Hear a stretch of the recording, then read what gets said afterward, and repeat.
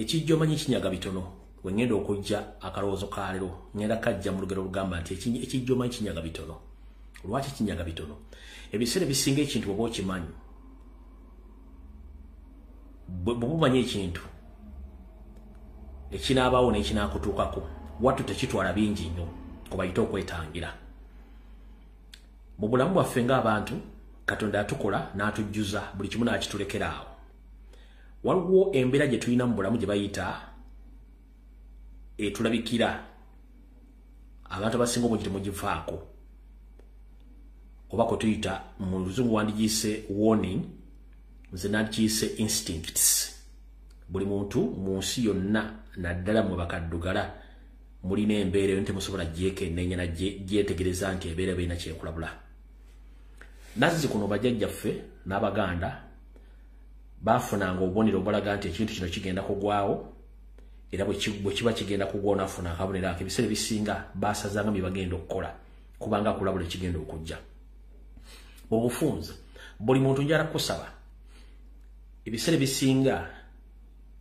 oba osaba oba tosaba Katonda wabeera nawe essaawa 24 wepo n'emyoyo gy'abajjajjaabo ne bazadde babaakusookayo nawe gy'olina okugenda oluvannyuma bakutambulirako buli kaseera okukulabula obulamu babukwolekedde naye twesula egwa naggama netatera kukola ki kugoberera bintu ebyo era tufuna ebizibu bingi nnyo naye gwe muganda wange ali awo njala kugamba nti ebiseera bisinga bw'ofunanga instincts oba okwekengera oba ekintu kyonna ekikulabula ku kintu wattu tokolanga kintu ekyo kisazzemu wakiyimirize buli muntu wali ofunyeeko ekintu ekikulabula nti ekintu kino kyogenda mu kikyamu naye n'oweesula gwa naggama n'okumekkeriza nga ofunye ebizibu bitya bw'obanga ogenda okukola ekintu ne weekengera ekintu ekyo oba n'obako ekintu ekikuwugula okujja ku kintu ky'obadde ogenda okukola tekuba kusalawooko tekuba kutegeerako gaba maanyi ga Katonda kulabula nti ekintu kyogendako kyandikuviiramu obuzibu oba kyo kyandikufuukira obuzibu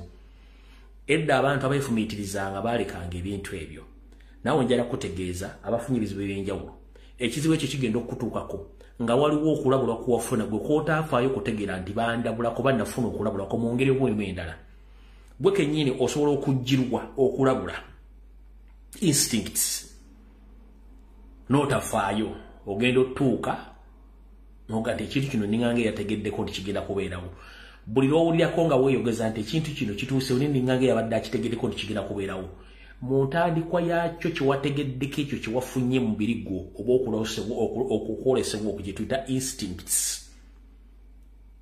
kitegeeza nti ebiseera ebisinga bufumitirize nti ekintu ekyo bwe kituukangawo ebiseera ebisinga kyobadde ogenda okukola sooka okiyimirize oba kisazzemu wakiviireko ddala otherwise abantu abasinga omungi munenya Katonda omunenya bantu bannammwe naye ng'ekintu ekyo Katonda aba yakulabudde nti ekintu ekyogendako kikyamu oba tokikola gobo vene weerongozaamu ate bannange ekintu kyatuuse nadde nakirowoozesaako nti kikyamu oba nakirowooza nti kigenda tuukawo ezo ze tuyita instincts Katonda atambula naawe empewo z'abajjajjawo zitambula naawe okwagala kwonna ekisa kya Katonda kitambula naawe lwakuba mwebuzaabuza nga bafuka banaaba buli obanga ogenda okukola eki n'ofuna ekikutataganya ekikujja ku kintu ekyo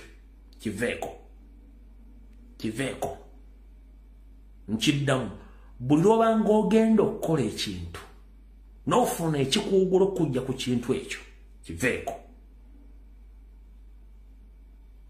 wabeerawo obulabu bukirimu oba obulabu bukolekedde mu kintu kyogenda okukola oyo Katonda gwe lutambula naye gweowuza nga Katonda ngenda musa tolisanga Katonda okugjako olunaku lw'olifa lw'olimanya Katonda waali wabula Katonda w'otambula naye buli lunaku bajjajjaabo otambula naye buli lunaku ne bakuwa obubonero obukulaga nti kino kikyamu kino kituufu wabula gwe n'owalaza empaka n'ofuna ebizibu byo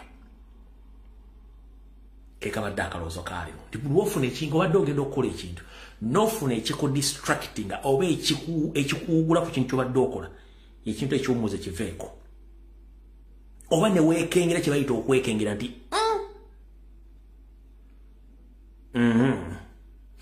nazziko nedda bw'obanga ofuluma ng'ogenda ewantu wonna oli ku lugendo n'oserera n'ogwa mu mulyango gw'enju abantu abasinga obungi tebagendanga nazziko n'obanga otambula n'osukka oluggyalo enviri ne zikuva ku mutwe kati zino ezange tozirabakonera singa mba nfunye okubonesebwa enviri ezozoloza nga zigenda lwofuna ekintu ekyo nti enviri zikuvudde ku moto waliwo ekikutegeeza nti gy'olaga si birungi sala pressure wali obaddekawo nga mugenda kuzika mugenda kukola ki naye bayita nti basi ino taxi yino tugenda mangu nobako ekintu ekigamba nti ate olina kiwerabidde ddayo waka osanga taxi egenze wayitawo essaawa ng'egye baga nti taxi bonna gye wadde ogendamu bonna tekuli awonye ekyo ekyakugambye nti sookodde waka olina kiwerabidde oba ekyakulesezza ssente waka oba ekyakulesezza essimu oba ekikujjukiza nti olugisi lusibe oyo ye Katonda wo be bajjajja baakulabudde nti gwe toli wa lunaku olwo togenda kutuukibwako kintu ekyo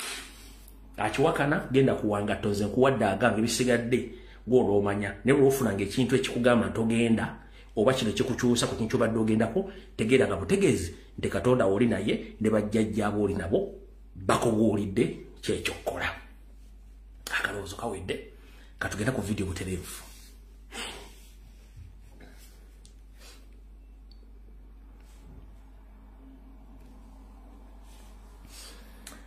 vidiyo y'olwaleero nno ngenda kubeera mu mukambwe mukko era nga mujja kumanya lwaki ndi mukambwe mukko okusookera ddala entasiibe bulagiwa njala kwebaza bamasheeka bonna bavudde okuvumirira basiramu bannaabwe abakozesezza ebigambo ebisiwuufu nga birekeza Ssaabasajja Kabaka bwe bali kubeera abantu balamu nabalambulukufu okwogera ku nsonga ezo era njala bategeeza ffe tetulina lutalo na Buyisiraamu tetulina lutalo naki na Buyisiraamu wabula ebigambo bimwogera bye birina obulabe olw'ensonga nti abantu abasinga obungi ffena tukkiriza mu Katonda naye ate okukkiriza Katonda n'omutegeera bajjajjaffe be bamuleeta kati mwenna abakoze ekintu ky'okuvumirira abasiraamu abakoze ekibi mbebaziza mu bali mubalirira nenjala bategeeza amasheeka mwenna Kuruhani mugivunule bulungi era musomese bulungi aya gy'olaba nga egenda kuvaamu emirerembe gyesonyiwe ate leka kwefula nnyo amanyi okusinga ddunda namugereka yakutonda mu nsi kubanga byosoma bawandika biwandiike eyabiwandiika muntu nga ggwe ebbaluwa eno gye ngenda obbalagako essaawa zino yawandiikibwa ng'ennaku z'omwezi 14 omwezi ogwokuna 1875 ebbaluwa eyo giraba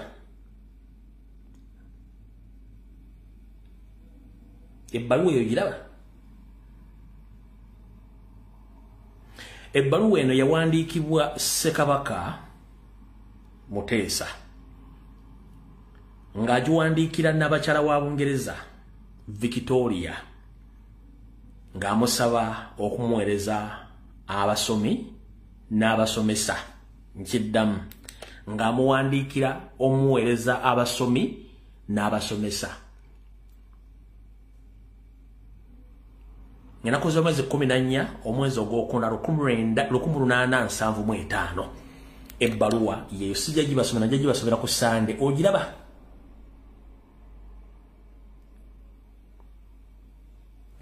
ebbaluwa eyo mwe yayitira abayigiriza bayigiriza abantu be okusoma n'okuwandiika n'ababayigiriza eddiini ebbaluwa lwe yagisawandiika nga wandikira n'abakyala bungi sigira gisoma olwaliro so yensonga lwaki mbategeeza nti mmwe mwena bannaddiini buli ali mu Bwakabaka Buganda jjukira nti Bwakabaka Buganda bwe bwaleeta ebyenjigiriza era bwaleeta eddiini mu Uganda so njala tubeere bakakkamu buli omu nga munne ekitiibwa tewali buzibu alright kati batutandikire ludda wa simanyu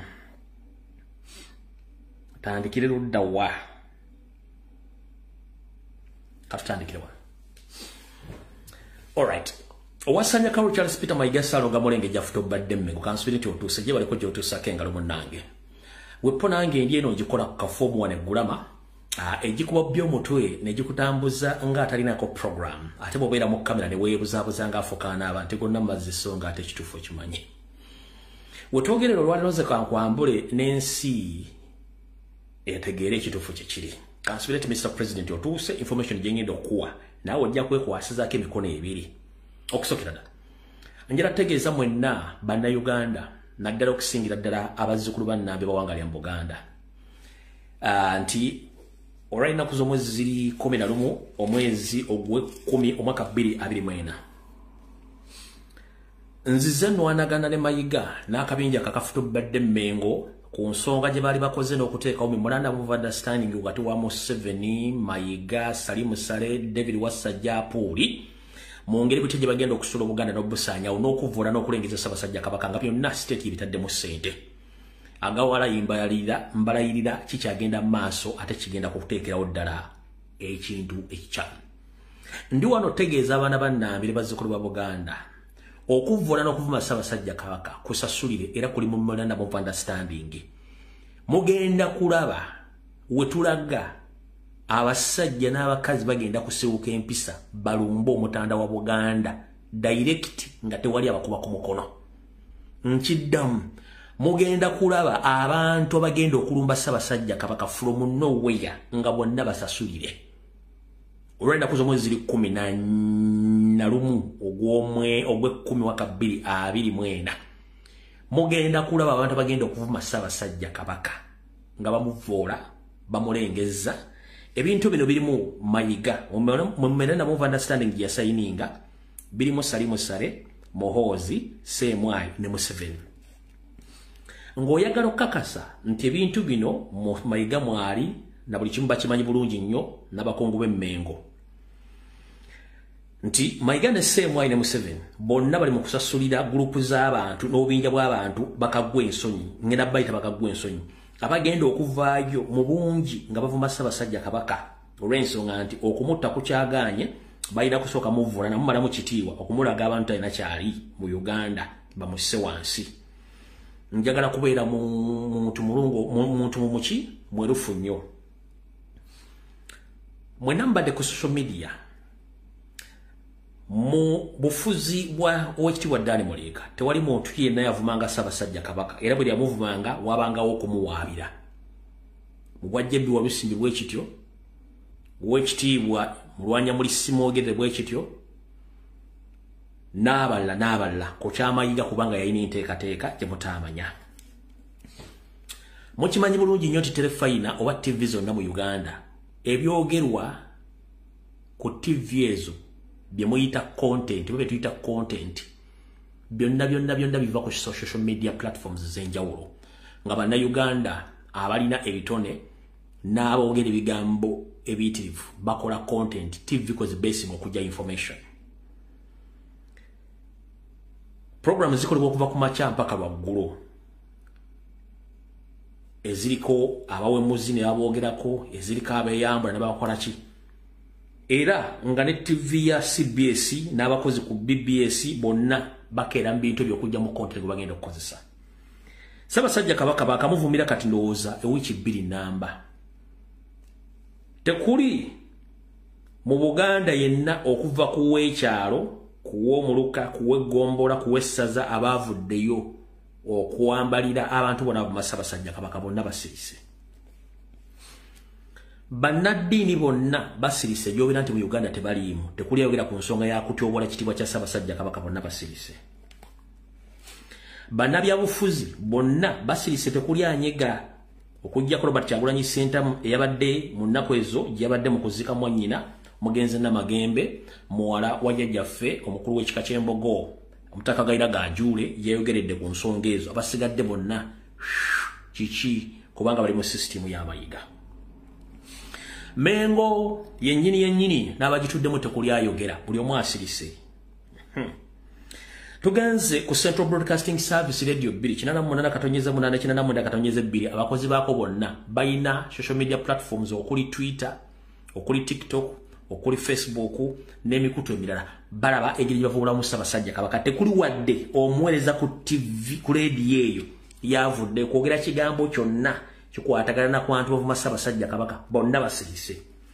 BBS Terefayina Mayiga abakeera ku makya okudiscussinga buli kintu kyonna kyadde ku social media ku TV ku makya kawungeezi n'olweggulu bakeera ne boogera ku nsonga z'ono Gloria Bugi simanyi ono omwana wa ono muwala wa Muzaata gwe yakula obutonga bumbuzi abantu abeyambudde ono yavumyani oli yajerezaani.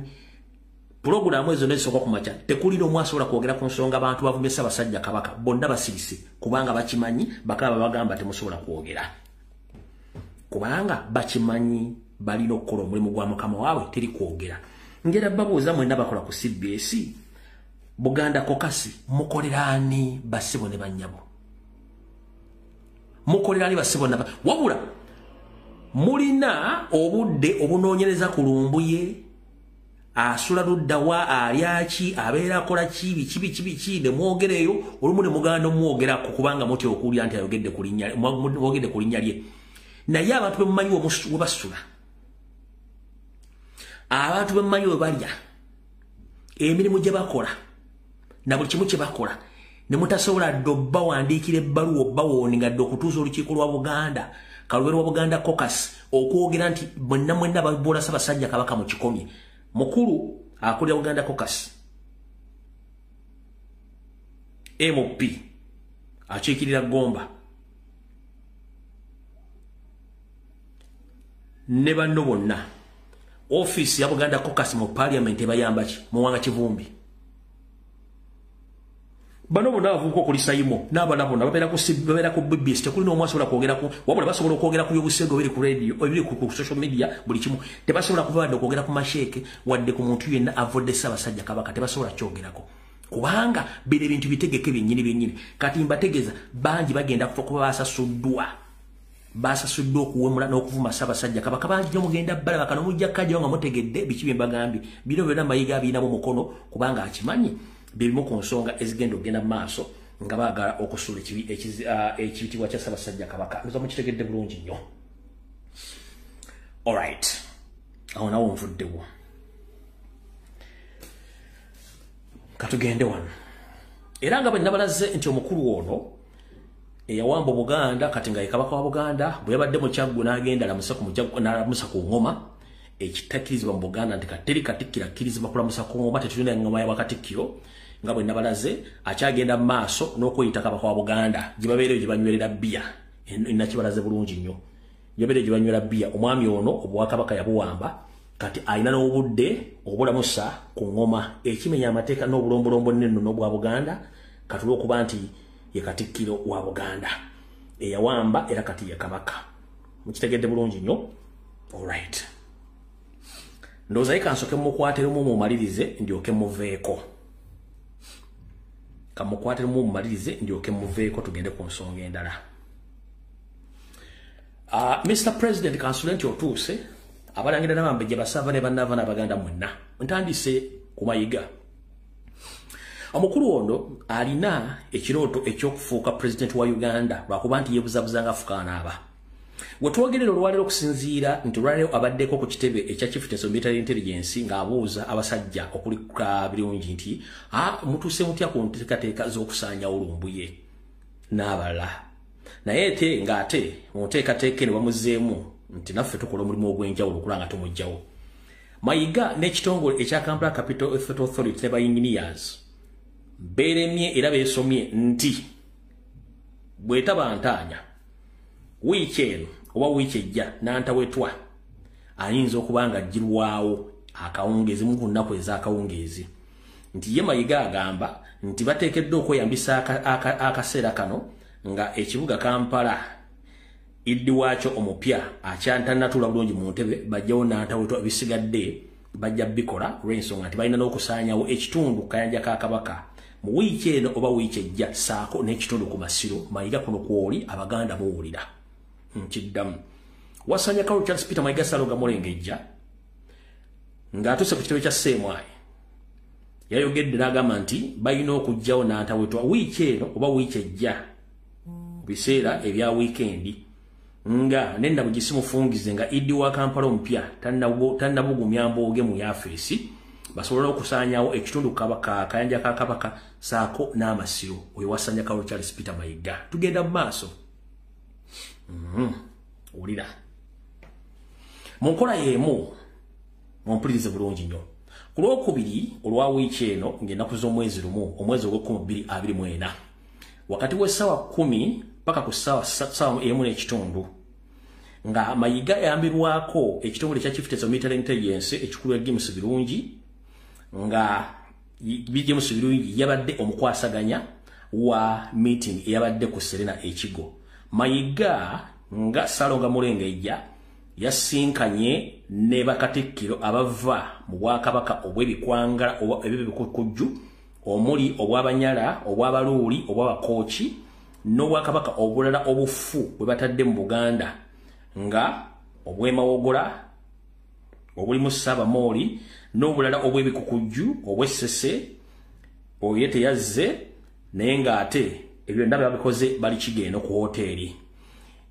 Ebiragiro okuva butereevu owa Yoseriti Bahulwa n'ebiwandiiko ebyasayiningiddwa, Mayiga ajja kuba ayamba abo abayita bakatikkiro bewa Kabaka obw'ebikukujju obusobola obwagala okufuuka obunene mu Buganda nga bw'eri enteekateeka y'omu memorandum of understanding nga bagenda kuba beeyongera okufuna amaanyi nga Mayiga abayambyeko bafune obwetwaze mu Buganda bwennyini ng'era buli kimu kyonna kiri mu nteekateeka mu nkola gye baakoze.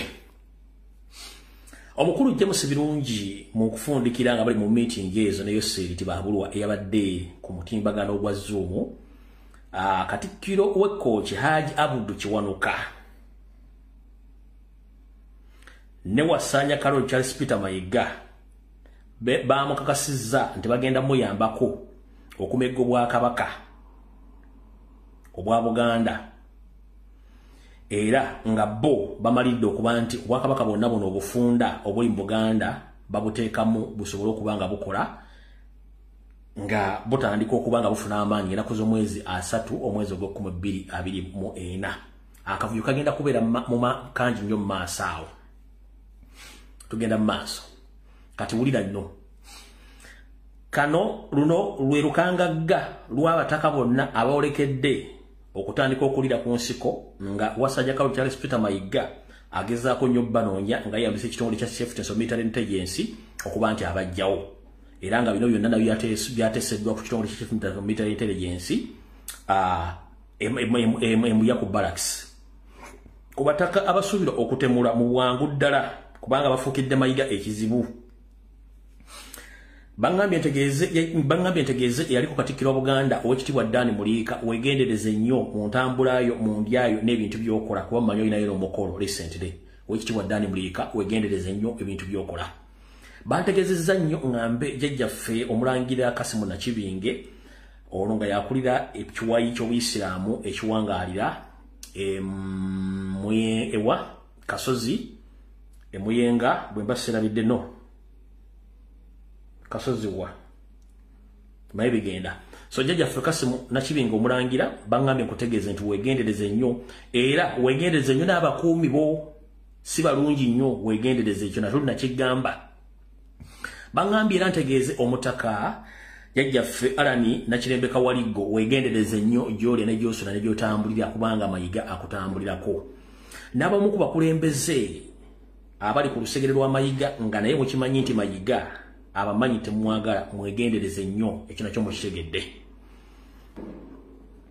Nange wano we nagiddemu nga Mayiga abuuza nti olukwe lw'okutta Lumbuye lutuuseewa n'okutta Robert Kyagulanyi Ssentamu saako n'okutta Ssaabasajja Kabaka naye nga omukulu James Birungi amusekera mulinga kyamulinga Essaliambo ery'ensenke kubanga atamanyi bo bakola. Ekyo nakyo mukitegedde bulungi nnyo.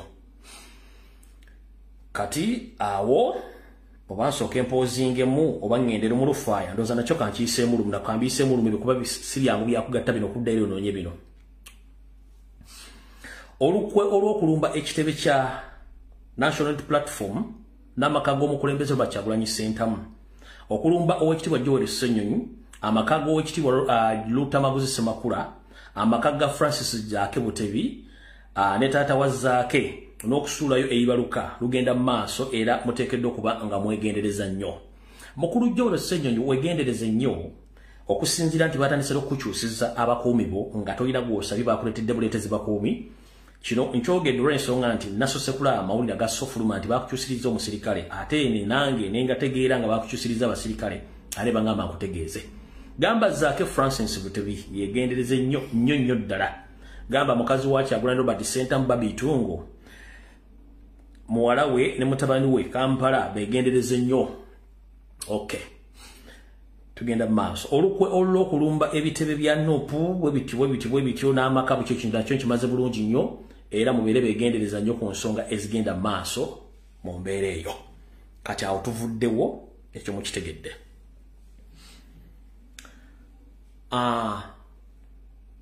mwonna bannayuganda bawangalya mu ggwanga lya Amerika naddala mu bibuga okuli California omuli Boston ne New York ne bannayuganda mwenna baganda wasanya Kaolo Charles Peter Mayiga nabagenda nti alina ekigendero ekyokwesimbawo naye akiyisa wala tayagala bantu bategeere kati muwulire bulungi nnyo bategeeze mu nteekateeka gy'alina ey'okwesimbawo kwa president ng'ate amaze kwebuzaabuza ng'afuuka anaaba Mayiga yagambye basajja be Mr. President kansubira nti otuuse wasanya Kaolo Charles Peter Mayiga Salonga Mulengejja yagambye ba agenti be abali mu Amerika bagende mu maaso n'okutambuza slogan ebyobufuzi tebitwawula wonna wobeerera ku mutimbagano oba oli ku TV oba oli ku social media n'owulira nti ebyobufuzi tebitwawula eyo slogan ya Mayiga ne mmwanyi terimba kati wasanya Kaolo Charles Peter Mayiga ng'ali ku ssimu ku lukomo ng'ayogera ne ba agenti bali mu Amerika yabagambye wulira nnyo wano wantu wazibu nnyo wemmaliraano Mayiga mugenda munoonya n'amayambiya yagambye bw'ati mwenna abali mu Amerika mu mitendera egy'enjawulo gye nateekawo mbategeeza obubaka buno temuteekeddwa nnyo kubeera beeraliikirivu njala mubeere nga muli basanyufu kubanga Bobi Wine n'ekibiina kya National Unity Platform kyemutya essaawa zino tekijja kutuuka mu gw'omukaaga omwaka ogujja nga weekiri mugende mu maaso n'okusapootinga enteekateeka zaffe kubanga mbategeeza n'okubabuulira nti Kyagulanyi n'ekibiina kya National Platform tebajja tuuka mu mwezi gwa mukaaga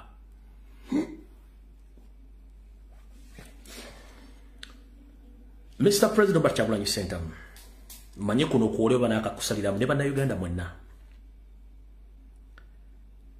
Omabisere bisinga luyagaliza muka kitawulu ttanyoko Mayiga obukyayi bw'olina ku mwana wa Nambi bakumuzukulu wa Nambi ng'okolagana n'ekitongole kya East Chieftains of Military Intelligence n'ekya ESO okusaanya Robert Kyagulanyi Ssentamu muganda wange oyinza okwagala okusooka Kyagulanyi ggwe ku by'oyagala okukola wabula mwegendereze nnyo mu message ezimu ze sisomye bino byensoma kati bifaanagana ne messages nasosoze njogedde wano oba nina message gyembuuse nga njala sooka gikoordinatinga n'eno omwami ono alina mission gy'amanyi entereevu nti ekibiina kya National Platform Robert Kyagulanyi Ssentamu bayinza obutatuuka mu June next year y'ensonga lwaki mbaga president yegendereze nnyo abantu amuliraanye bakolagana nabo bannabyabufuzi ne baani ye Mayiga yagambye akabinja akakali mu Amerika nti tebeeraliikirira nnyo Kyagulanyi n'ekibiina kye kya National Platform tebajja tuuka mu mwezi gwa mukaaga omwaka ogujja oyo nne wasanya Kaolo Charles Peter Mayiga meeting zino n'amasimu gano agoogerwa ebiseera bisinga meeting zituula mu ssaza e Boston ku pub gye bayita Rhino Pub eno nno nga nnyini omusajja Munyarwanda naye ng'agimanaginga musajja Muganda mu kino balina enteekateeka nti luli abayimbi badde bajja mu Amerika abab'enjawulo nga abantu batera kugendayo wabula bakizudde nti abayimbi abayitako nga balina ennyimba ezisanyusa bajja bakolera nnyo okuleeta abantu aba buli kika okujja mu programu zaabwe kwe kutondawo ki programu ekya programu gye bayita tugende mu kikadde abayimbi bonna b'emyaka egiyiseeko abatandise okugenda mu Amerika eno project part of it ya Mayiga okusikiriza abantu ne target zaabwe ze baagala okutuusaako obulabe nga bakikola mu ggwanga lya Amerika nkiddamu program tugende mu kikadde ngegenda mu Amerika abayimbi abayitako batandise okujja mu Amerika mwegendereze nnyo kuba eno emu program Mayiga gy'ateekamu ssente ne ba sponsor bali eyo so bandaffe bagenda mu bikadde bino mugende nnyo mwetegereze nnyo ebintu mugendamu ebintu bino Mayiga yabirimu era ng'akola n'abantu ab'enjawulo so mwenna abanywera n'abagenda mu pub gye bayita Rhino Pub ngeno nyiniyo musajja Munyarwanda go bayita Robert byange njogera kate ng'omusiza gule Siyani yono wano gwaita Robert yoyo nanyiniyo musajja omunyarwanda abanyarwanda bonna batula okuteeseza botya basanyawo Buganda n'okusanya Abaganda bonga bali kusereza mu musolo yoyo Robert agimanejinga yemukuru Serumaga yoyo mukuru Serumaga ya managing ebbale ya Rhino Pub abanyarwanda bakolera enkwe ezokusuula Kyagulanyi n'okufuga Uganda so ndoza mutegedde bulungi nnyo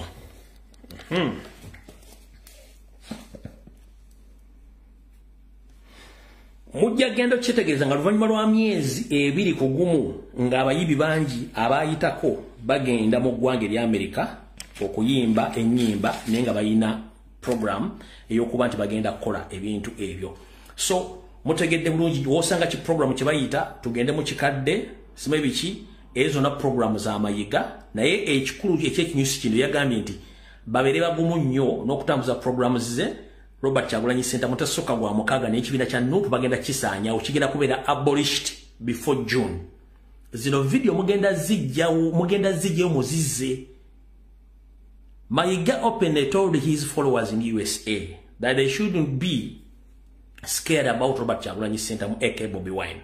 That Robert Kyagulanyi Center and his party, NUP, will be no more before the end of June next year. Because he knows and is working with the state. That's why he had sent all his agents across the world, including Uganda, to go around smearing blackmail propaganda against Robert Kyagulanyi Center. Mukitegeddawo kata watuvaawo mutegedde bulungi nnyo ensonga ezo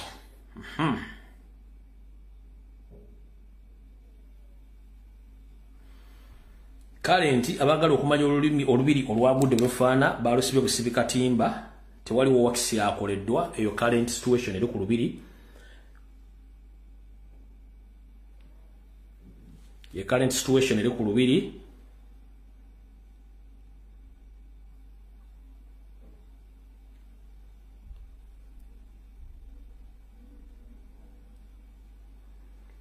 current situation eri ku lubiri olwakabaka olwamenye batadde obuteesi katimba akakakiragala mu kifo ky'okuyiwa matiriyo okuzimba olubiri batadde obuteesi katimba akakakiragala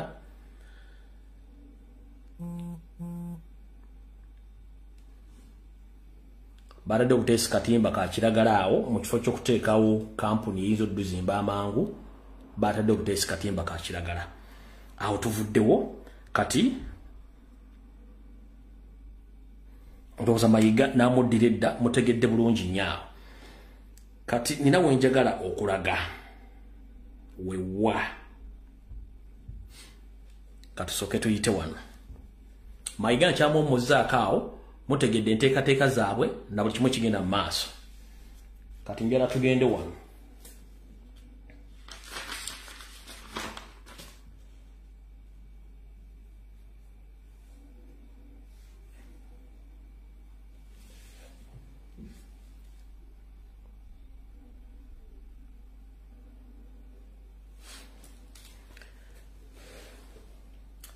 Mr. President Robert Kyagulanyi Center wapostinze akantu kano akavudde mu UBOS director wa UBOS ke yapostinze ng'abalaga ebyabadde mu kubala abantu n'ensobi ze baakoleddemu mumpulirize bulungi nnyo mu recording akantu kano Mr. President Robert Kyagulanyi Center n'aba national platform n'abagala enkyukakyuka mwapostinze akantu kano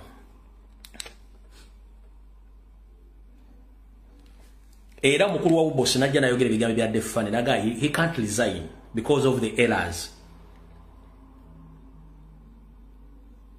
kibakola badde bakimanyi lwaki bakimanyi kandi okuvire ku ntono first and foremost muli awo luvuvumo nti bayinza okugoba byabakama muli luvuvumo olwo nti bayinza omugoba just luvuvumo naye UBOS oyo director wayagikulira is controlled by ISO ne semwa byonna bibakola biri well calculated UBOS boss a controlling bwa semwai ne ISO byonna figures bakoze zonna zi controlling bwa ISO ne semwai same figures zibagendo okukyusa n'okufumbirira okuteeka mu results z'obululu bugenda okuva mu 2026 nkiddamu Mr. President. Figures zibakozesezza mu kubala abantu zibagenda okukozesa mu kulangirira results ezigenda okuva mu kalulu akajja ka 2026. James Birungi, Emi Katabazi, Christopher Damulira, Muhoozi Kanyerugaba, Salimu Sale, ne Museveni, ekintu kino bakikoze bakimanyi bulungi bakubate bate munda kitegera kati kaki basomese mu kitegere. 1. Bakugambye bate. Ubosi Idi says the population figures for the Langi were endlessly given to Acholi, while for Acholi was given to the Bakiga, and that of Bakiga was given to the Bagisu, and for Bagisu was given to Langi. Kisaundi ko okubanga kiri komiko oba kisesa nenga that is what they are going to do exactly. Kati enamba zino zibakyusizza jukira babadde bakuga njagala okuliza bulungi mu bigambo bibadde byogerwa nga ne ku internet kwebiri bakugamba nti abaganda badde milioni 10. Njagala mumpandikire message 5 zokka. Ani abadde tamanyi nti abaganda bali milioni 12 13 kudda waggulu n'abadde takimanyi. Njagala mumpandikire wano message.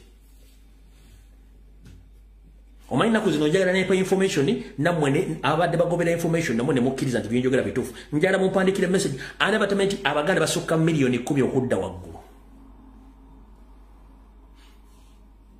Ninza message jomulwawo mu information yetuula njagala muwandiike wano mbate mukimiti abaganda basukka milioni 10 okudda waggulu. Milioni 13 right. Oyo omu.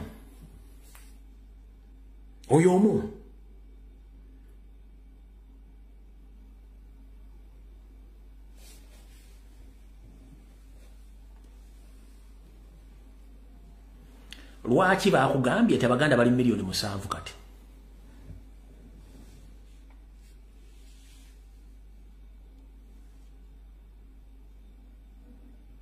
Lwaki bagente namba y'abaganda ate kati yasse. Ne bagamba enamba y'abanyankole yalinye negenda waggulu kubanga Mwankole Museveni Mwankole bandonda ba MP bokka Museveni obulu bubeera nga buli ticket already. Kati bakulaga nti enamba y'abanyankole yalinye yagenze waggulu egobaganda y'abaganda. Tobuuzanga labiyo kyaze kitya nga abanyankole bonna almost 70% babasa bamaze wali abanyarwanda. Taba bano.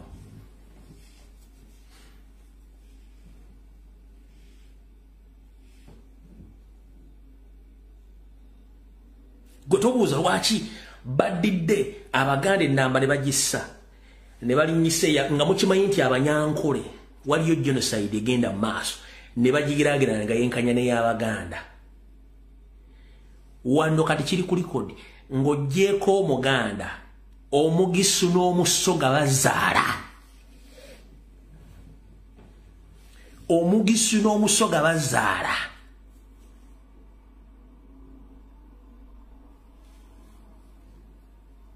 Diaspora erimu almost million, diaspora almost erimu milioni 4 ez'abantu abaafuluma. Abaganda almost baliko milioni 3 n'ekitundu abaganda nazo tebazibaze. Ate nga ne gye baabalira ewamu tebaatuukayo kubala mu Buganda. Bagenda kikola batya? Bagenda kubeesinga ku region ne figures ze baaziwadde. Bazikubaganyemu bafulumiriza tezebyokulonda. Kino Chief Military Intelligence, Internal Security Organization, Crime Intelligence, SFC ne Museveni bakikoze bulinga bakimanyi. Iyo sora kigeya buntasobola kukuki. Bayagadde baki ekyo bakiyita premeditated statement basindise message. Already buli kintu kyonna ekyakoleddwa mu kubala okwo bakikutte bulungi ne bakiwa bya Mukama era akirina. Ze figures bagenda okozesa exactly okubala obulubwa bwe babwagala. Mwate mukitegedde. Omusoga mu kuzala tiriya mukwatira nsawo. Katongamba otya mu munyankola singa omusoga. Omusoga avuganya na muganda n'omugisu.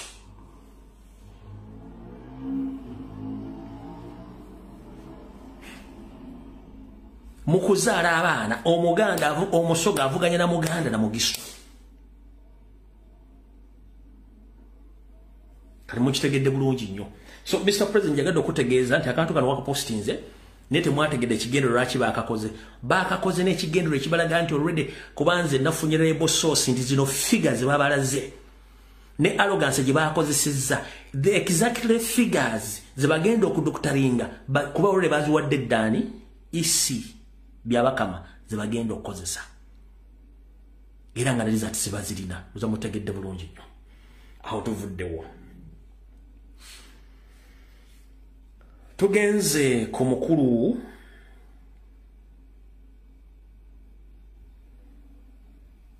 bona mukwate ntya simaira kumanya. Alright, katusoke tuyitako nawono kotono ndowooza mwategedde bwe nabagambye ku programu y'olwokusatu ekyatutte Frank Gashumbe Mengo n'assignment gye bamuwadde omulimu yagutandise dda. Kano njagadde kabategeeza mukategere bulungi nnyo. Muwulire abadde avuma Mayiga olwavudde Mengo bwati bw'ayogera mulyoke mutegera assignment gye bamuwadde. Tewakola ki? Tewaawula. Kaakati wulira kati mulekeraawo okuvoola Katikkiro. Wulira Katikkiro alinganga omusika oba omuntu omukulu mu family. Abaana abalalo abaakomodatinga abantu balamu n'abatamiivu. So Katikkiro wa Buganda abanupa balina obalisiivinga ab'NRM ab'FDC n'abalala. Katikkiro bw'akyaza ab'NRM mujja muvuma ekiro kiramba. Katikkiro bw'akyaza abanupu NRM yo sinvumi oge mazima. So nga bw'ogamba ekyakusanyusiza nti Mengo ffenna yaffe. Yes. Era assignment mugirabye bana abantu balowooza nti tukyali mu eri.com tulimu analog tetutegeera bintu byabwe. Assignment mugirabye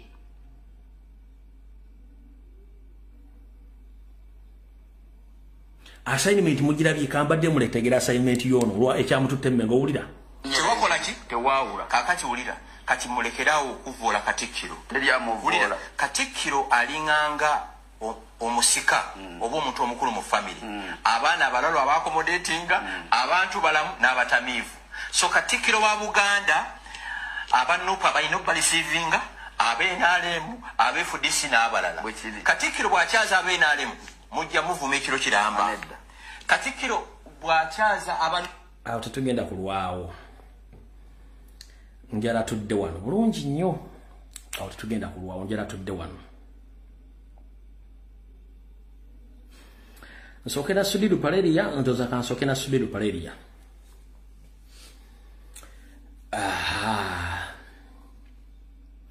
Mukuru Sudiru Paleria wonna woli nkulamusizaako ssebo yebaleko ne bayindi banno.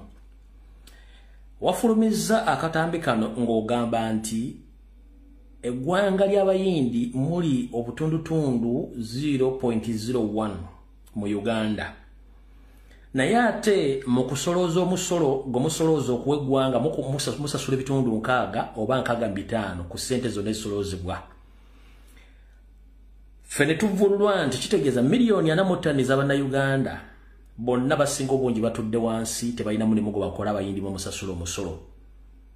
Mukulu Sudiru Paleria ajja asooka kubuuza sente zino ozijja Mumbai, ozijja Bombe, ozijja Kanattaka oba ozikolera mu ggwanga lya Uganda era ng'ozijja mu Bannayuganda? Kisookera ddala. Sudiru Paleria, sente zino ozijja Bombe, Mumbai, Kanattaka, Chennai, ozijja ludda wera ozikola mbaani? Mr. Sudiru Paleria, 90% of all money you have and the properties belongs to the taxpayers' money or belongs to Ugandans. For us who have been in Kampala, we know how you came and how you got that money.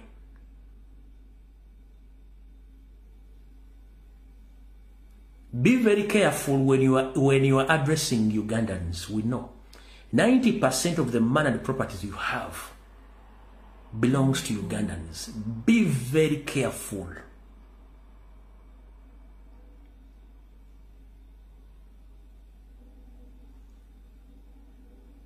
I will not condemn you because the place where you were interviewed, I don't know whether it is advisable a person like you, I don't know whether you were already drunk or not, and I don't know who triggered this interview in a bar. I don't know whether you said all this when you were drunk at all, because even the place where you were interviewed, it's not advisable. Omukulu abagenze mujja ku interview badde mu bbala. Bw'ati bwe yagambye. We can't go anywhere else. So we need an identity even within this country. And we accepted that we are in this country for 100 and something 20 years. Yeah. And there are a lot of African who have migrated here from other countries and they get recognition. So why not us? And we contribute a lot to the economy of this country. Asians are here 0.001%. Yeah. And we contribute between 60 to 65% of the revenue for this country. So then Uganda means something to you, evidently.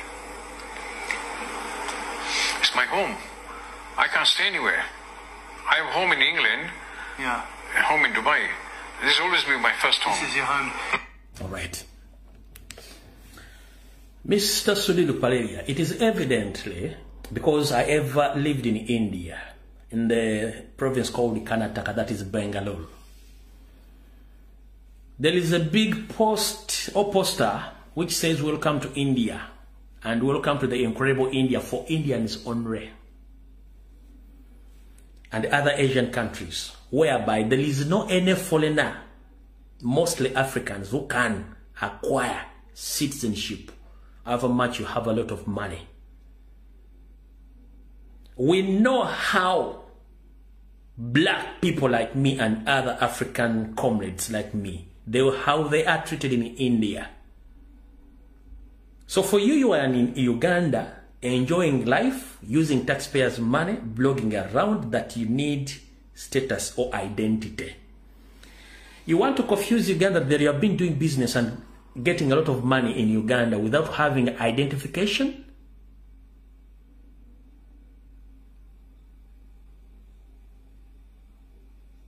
Or you don't have any status in Uganda? The late Idi Amin Dada, you know him. He told your fellow Indians to seek for citizenship in Uganda because he was trying to control his economy at that time. All Indians who were in Uganda at that time, he refused to acquire citizenship because what he was fighting for is to protect his people and his economy. All Indians refused. He chased almost the entire Indian community in Uganda. You understand? And he paid them. The same thing now you are trying to perpetrate here or to talk that you need status. Which status? If the government changes right now and we get you, can you explain to the entire world and including the entire world the way how you got or you got that money in Uganda? Because for us we know your history. You came with the Premier Rotary. From Kenya, Nairobi to Uganda, you came with Premier Rotary. You studied from there. You gained fame. Museveni got you and he started giving you taxpayers money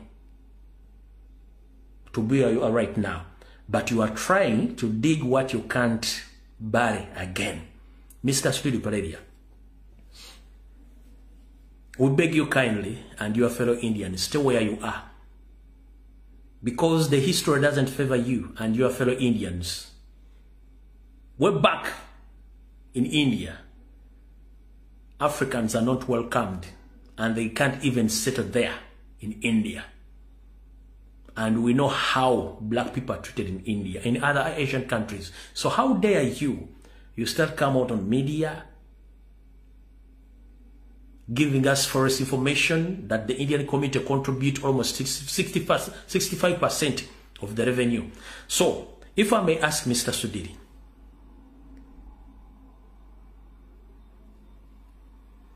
the business you are doing in Uganda, you are doing it with your fellow Indians or you are doing it with Ugandans? Who are the consumers of your services and products? I think Ugandans. So I'm encouraging you to keep quiet, as you used to do. Because the more you come in media, the more you expose yourself, because the public knows. We know you. Tukumanyi mukulu. Esente zogamba musasula ebitundu nkaaga mu bitano ku buli 10 ez'omusolo. Sente temuzijja China, temuzijja Bombe, temuzijja Bangalulu, muzijja mbana Uganda kutaka lya bana Uganda nga ne sente zolina ebitundu 9 ku 10 ez'ala bana Uganda. Mulekerawo okunywa siga. N'okulya kaamulali ne galiki ne mulowooza ndimo musinga okutegeera. Tusirise mutunyigiriza. Ennyanja Victoria ogisse ogwe bana Uganda ku mataka. Business za bana Uganda zonna abagudde gwozigula ng'okosasereza omuw'omusolo. Abamu ne buntu kano batta nga muza tetumanyi. Mukulu subiri wewe muze kono obubaka bujja kutuuka kubanga nkumanyi. Nyinza okubanga nkumanyi ko 20% naye nkumanyi. Mulekerawo okubuzaabuza abantu. Sigala joli nga obadde ne bannammwe musigale teri abanyegako. Ne mutandise okwesiwaza nga bafuka banaaba nga mumanyira bana Uganda.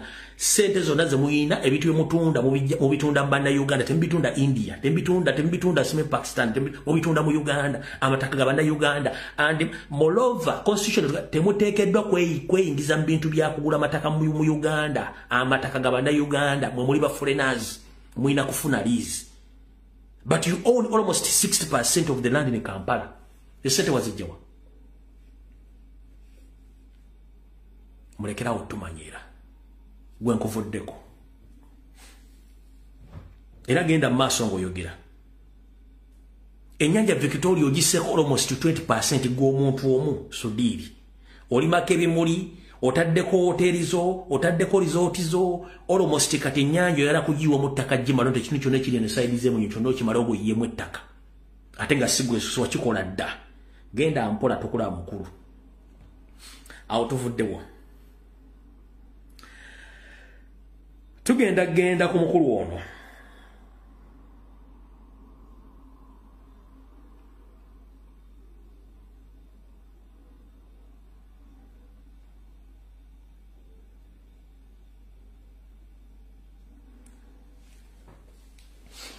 Mukulu Mayanja, minister, akola ku nsonga z'ettaka.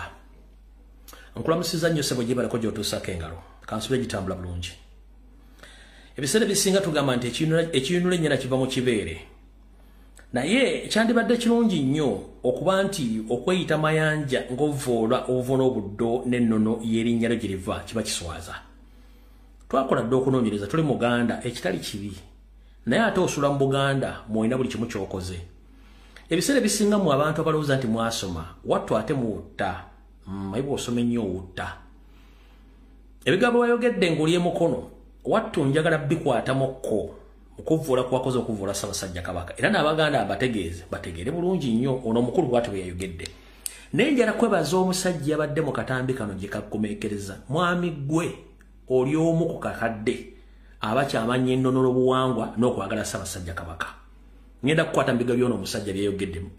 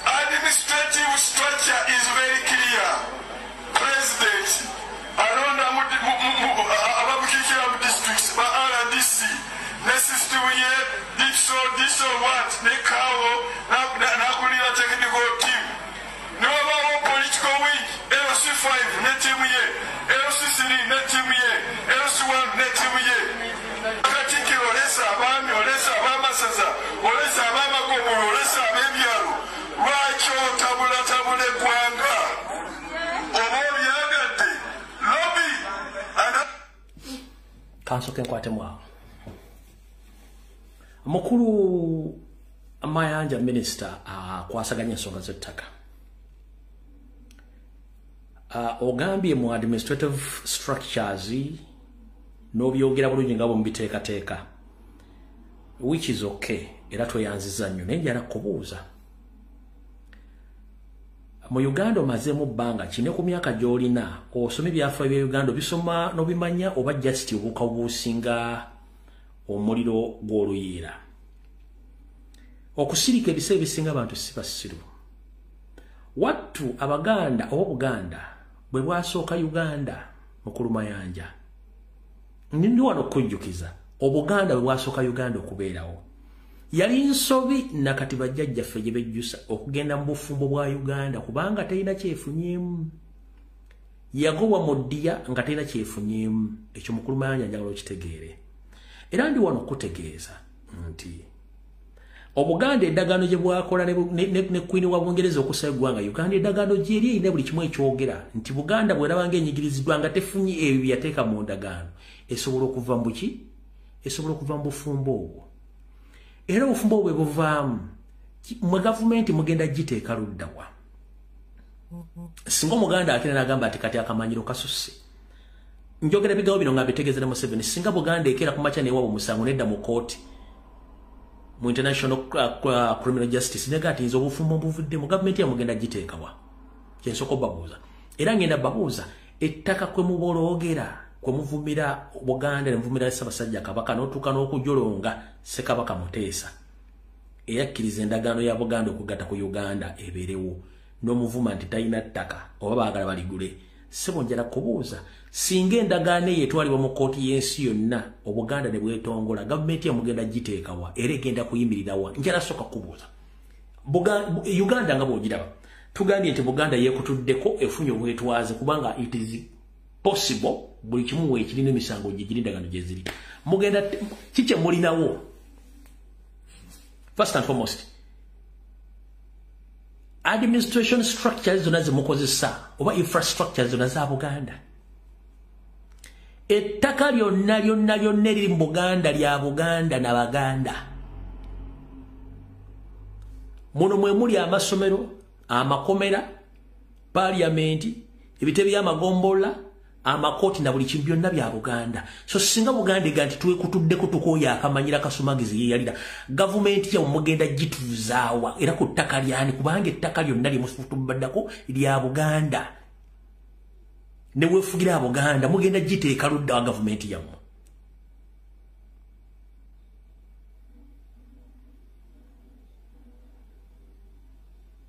ettaka Ssekabaka Muteesa yaliwayo bu just freely government in fact nebizimbe byonna mupangise bipangise babanja sente pya nenkadde ne parliament kwetudde kakibere kisaawe entebe kazibere state house zonna ebbiri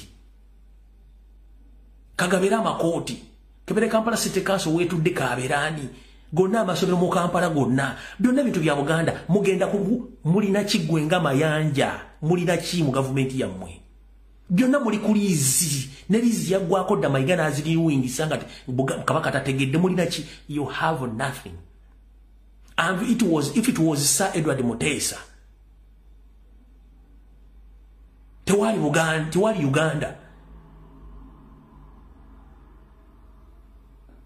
singa teyali Buganda tewali Uganda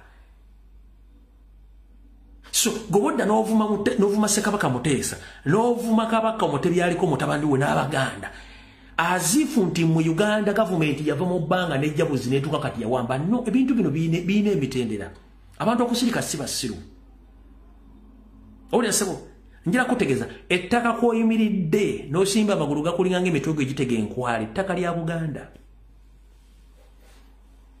ompulira n'Abaganda bannannyini ettaka eryo weebali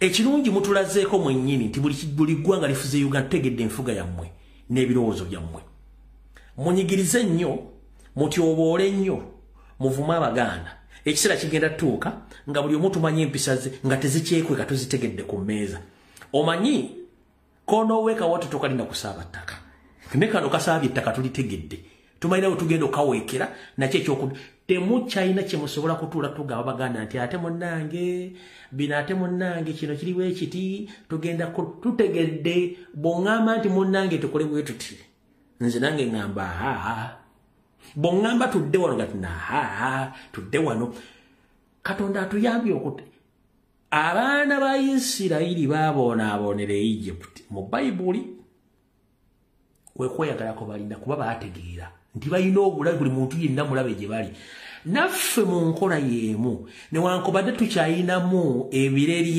ebyerowoozesa nti biri nabali neffamu tutegedde abantu betudiringa nabo bw'aba aseka nga amannya agaziza sayidi ye naba ategeeza ki bw'aseka nga amannya agaziza sayidi ye n'ategeeza ki bw'awanika ebisige bw'akyusa amaaso n'agazze naba ategeeza ki buli kimu kitegedde kati kamutunyigirize mukole buli kimu essaawa ejja kujja nga temukyalina kyemugenda tugamba kubanga wattu buli kayisa konna mukajjeo tukategedde temukyalina kyemugenda tugamba kibi nnyo okugatta obuliri n'olubimbi n'omuntu gw'otamanyi bigendererwa bye ekirungi obulimiro twabugatta ne mutwefuulira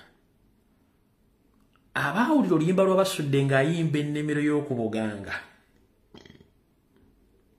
mugende mugitegeere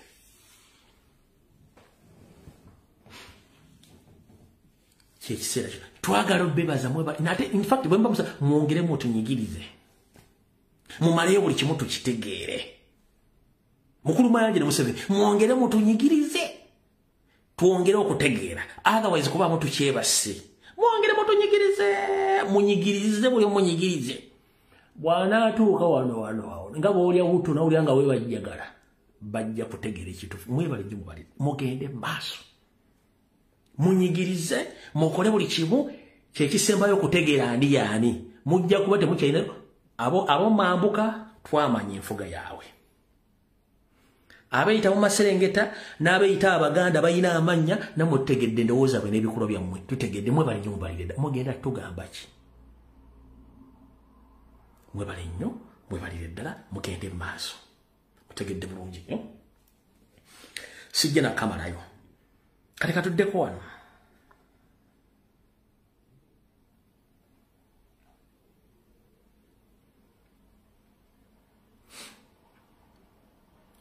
omukulu ono gwe nabalaze Godfrey Seguya gwemumanyi nga Kayibanda namubalaze naye ndi wano bategeeza kankabazanyire kano Development Association akulembera abalundi bonna mu Uganda olwaliro ennaku z'omwezi nga 6 njagala okukwasa chairman wange owa Buyikwe district akulembera abalundi bonna mu Buyikwe district eno ye certificate yaffe ey'ekibiina kyaffe association yaffe ey'abalundi twirundanye awamu ne forms kwagenda okuba nga aregisitaringira bammemba awamu n'ebikozesebwa byonna byagenda. Alright, omukulu oyo Godfrey Seguya yataddewo ekibiina kye eky'abalundi beepamire naye ebwe nagenza okukola okunoonyereza okulungi tali serious n'akamu tali serious era saagala mweraliikirire ekibiina kye eky'abalundi beepamire tebali serious n'akamu lwaki tebali serious ye nga ye omuntu munnange yalowooza nti bw'anaabuuka ne Museveni ajja kufuuka wa kitalo nga bwe yali alowooza n'ebintu ebyo yabyogerako bamuggyako interview nga baakava ku CBS bagiggaddewo yayogera ebigambo bingi nnyo omwami ono ekimutawaanya mutwe gwe gumutawaanya lwaki era mbakubiriza omulanga abasajja bannange mukole nnyo kubanga obwavu mpologoma bukuli olaba obwavu bulya Kayibanda kino kyakola bakiyita kwetega ali mu kwetega akola project eno neri okusikiriza Yoseriti bahabula mbwamwe sente ng'amanyi nti Yoseriti wabula alukwata ku bisubuli ekijja bajja kiteeka mu project bajja kiteeka mu sente kati noono yayagadde ayite eyo atekewo ekibiina ky'abalundi kwepamira mbwafule nambaazi agambe Salim Museveni nafunye abalundi bajja tuwa obululu muteekemu sente mukulu Godfrey Seguya Kayibanda nanyini kibiina balundi kwepamira ndowooza wakubye wafu okusinzira ku information girafunye okoze projects nyingi nnyo Museveni akola bafune sente kuba tokyasobola kukola ku radio yonna Kebere TV tokyalina mugaso mu Uganda kale bwavu bubi bokuli olaba ndowooza wandigenze ku ttaka ly'abajjajja abeddene gye bakuzaala olime kasooli obe mwanyi ebintu by'okubuzabuza bannayuganda biveeko era mbategeeza sente z'omumusolo baziteeka mu bantu nga bano kati ono ssebo teyakoze mbwa andi w'amaanyi nnyo nno tayina kyali nekiyakoze tekina gye kiraga. In fact olwavudde ku conference ku kamera ekibiina kyo kyakomye ngera ekibiina kyabijjira olwakomye bwe kyava ku press conference ku kamera wajja ku kamera nekifa. Ne kampuni y'amasimu empya eya Lukwago ne litandikano kiza Besigye gye bayita Hello Uganda Defiance Forever olwajjeko kamera ekibiina kyabwe kyakomye kubanga bada Uganda bakooka no ekibiina kye ky'abarundi twepamire olwajjeko kamera wekitibwe kyakomye kasita nategedde investigations tebali serious n'akamu anoonya ssente kuba takyasobola kukola ku radio ku TV anoonya ajja ekigula magala eddiba talina de n'ekikumi mwavu muzivu nengo lebera ku TV nga buli kimu akinasereza amugwako. In fact anatena ogwedda lokati mukulu Kayibanda Godfrey Baseguya Godfrey mukulu totumalira budde era sagala mweraliikirira no muveeko talina kyali yalimu okwekolera myaka gye olwokuba naye Munyarwanda alowooza ati ajja kuwakana Museveni byamulemye kale ebyo mukama byemuwulidde nze mbyogedde bigambo byange muvunanyizibwako temukiraliikirira ono mukulu Godfrey Seguya eke Kayibanda Bebi Nakona talina kyatugamba kino ekibiina kye ekyabalundi kwepamira awo kyakomye temukiwabudde talina kyazaako n'abala bangi bajja kukola obubiina bwabwe awo tuvuddewo.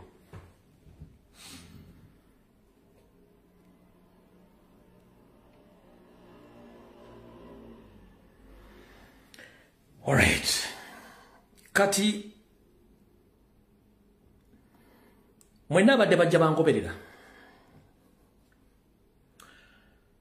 nabagamba nti Yoseri Tibahura ne family ye bayina ekirooto kyabwe ekya dynasty naye waliwo obuzibu buli luddawa bulira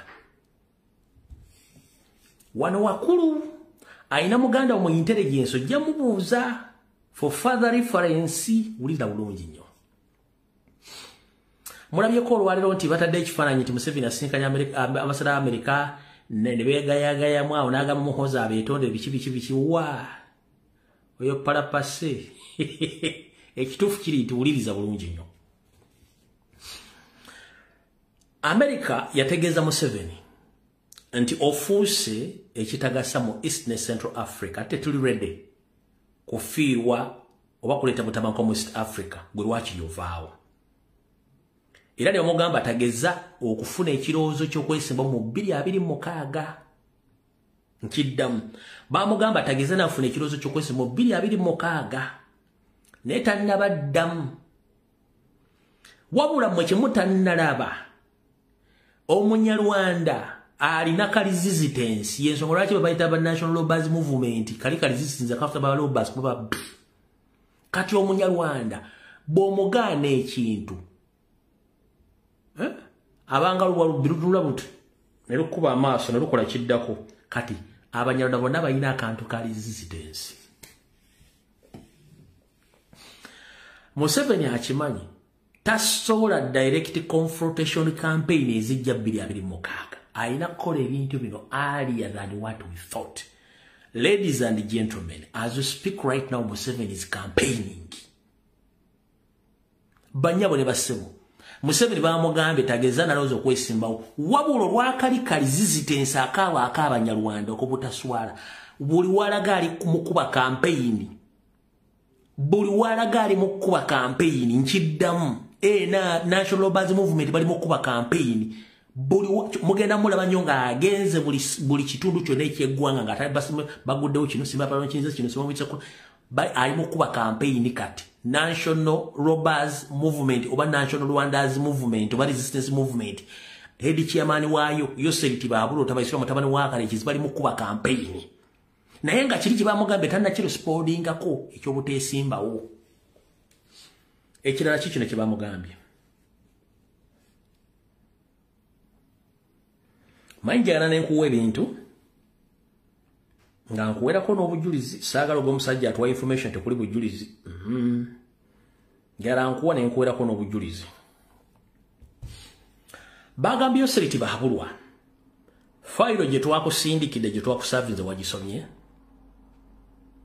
nasooka neyebuzaabuzanga afukaana aba fayiro yagisomye 1 njala bategeeza banyawo mubeere bagumu okuva mu 8 okutuuka olwewo enjogera ebigambo bino buli kikolobero kyonna Museveni kye yali akoze bakimuteredde mu mpapula nga kuliko lwe yakikola be yakikola abajulizi na buli kimu ne bamugamba emisango gino gyonna ogyewakana kuno Museveni kwoli Muhoozi kwoli James Birungi kwoli Christopher Namulira kwoli Emi Katabazi kwali mwenna kwe bonna gyenjogira bino mubimanyi bulungi ndo nga basavinze Museveni bamuwadde criminal record ye since 1980 up to date nga evidence weri ki witnesses webali nenga tebasobola bamulaga nti webali ne bamugamba oyina kyewemulugunyaamu ku bino oba kyewakana nga tasobola kukiddamu era n'asirika ne bamugamba so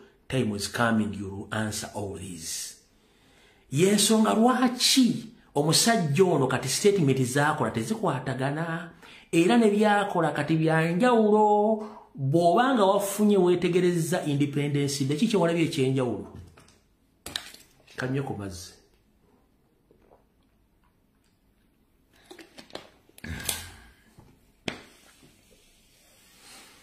independence etera okubeerako ba foreign dignitaries abasukka mu 6 ku 10 ba foreign leaders 10 ekitone nnyo ba foreign leaders 10 ekitone nnyo kwabaddeko ogu wa Congo Black wa Central African Republic oye kyamulese yamulimbye nti jangu obeerewo wano kubanga nine subi erikola enguudo z'omu Congo naawe kola oluguudo luve Uganda lutuuke wammwe kyekyamuleese yensonga tebamuwadde microphone kwogera kintu kyonna abasigadde bonna bafunye essimu okuva wabaavu over above abagamba omusajja oyo mumwesonyi kubanga afuuse ekitagasa mu East Central Africa bonna tekuli n'omu yazze wadde okusindika president omwe batazze either basindika speaker deputy we oba prime minister bameka bwe mwalabyeko ne mutabani we Lubuto Kyoto teyazze wadde okusinga ono mukazi ono wa Tanzania ngenda boy information teyazze owe bamukubidde essimu yabaddenka jangu wane wa Pilato teyazze dokusinga nduko omulema ene kinshasha teyafunye wadde omulema olaba n'oli eyekojowera mu mpale Kira Salva Kira teyazze nowa Somalia teyazze bulijjo kubeerako ba foreign delegates oba dignitaries abasukka mu 10 mwalabyekani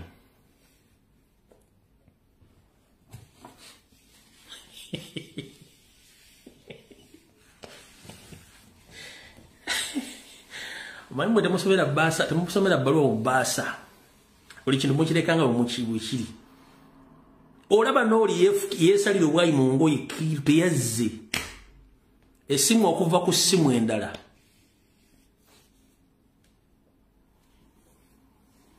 yabagambye temutegeza lwaki tukyagenda mu maaso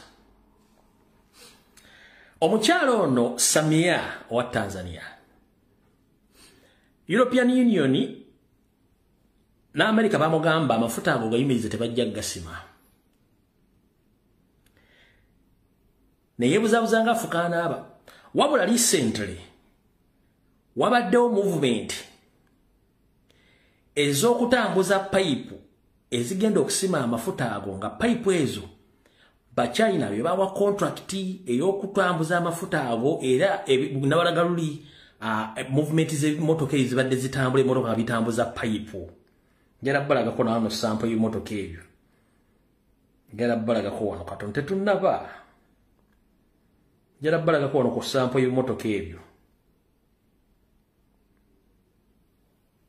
bibadde bingi nnyo nga China yeetaddemu ssente bibino mmotoka zino nnyingi zitisse ebintu bino naye obajja emidumu egigenda okubba amafuta gaffe siyinza kulimba naye nga mpitirivu zibisibyeko obajja emidumu gino egigenda okubba amafuta gaffe nga bagafukusa bagatwala sijja kulimba naye nga bingi ate nga birudde nga baba nga biyitawo izo zonna zibitisse kati China yebadde ataddemu ssente era nga ye eri wiringi okusima amafuta ago gayisaawo gayise Tanzania. Kati muziri essimu ezakubiddwa abakulembeze abali mu East ne Central Africa temugeza ne mulinye wakasajja abo mubakubiridde no Samia owa Tanzania. Kiki bamugambye? First and foremost, bamugambye Museveni is becoming a reliability in East and Central Africa, so we don't want to cause instabilities in East Africa. And we know that Museveni is a good influencer. He had influenced you to the extent that you started the kidnapping and the killing people opposing you. So stop that tendency of kidnapping and killing your opponents. Muchala Samia bamugambye tumanyi okolagana Museveni ya kuinfluencinga. Watandika okukwata bakuvuganya obawamba obattanga system wajijja Uganda amugamba kikomye ekyokwata abakuvuganya. N'ekirala teka kutanda tukimanyi tuna information nti wadiringa ne Museveni okuddamu okutambuza amafuta ga Uganda ogayise Tanzania. Chikome bonambiro nga nenda mugisimu fundize owo ina kyotunoonyaako. Samia simbo zamuvugidde Museveni nawuliranga anyooka nenga tana kyakola kyobulaba tewali yazze. Kati Samia kusimu zamuvugidde n'ekyokuwamba information yiyo muizo galombu yeyogeza yiyo.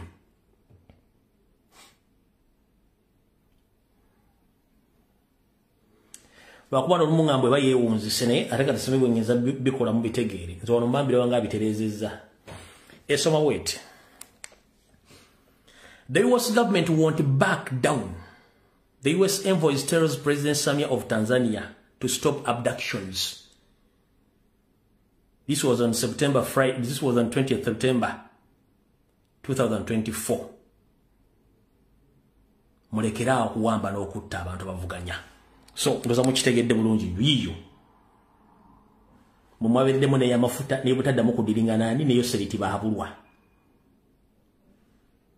Ali munga upside down kandi ne nakitereza bwete dala kijja kubeera upside down za mukitegeera. So kati nange mbasi bitegeera bulungi nnyo. Nebe nakikola bwe entera kijja kuba kisigadde kyekimbanne. Nze wano bankirabanga akiterezza naye bwe kitebwe kiri. So ezo zimu ku simu ezafulumye. Ati yensonga lwaki ne Museveni byayogedde ebusiya byali tebikwatagana.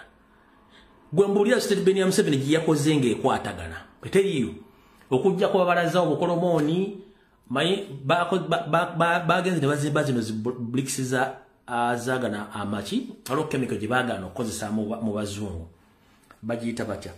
Bino buloka bino ebiringa abazungu babikozesa okuzimba no.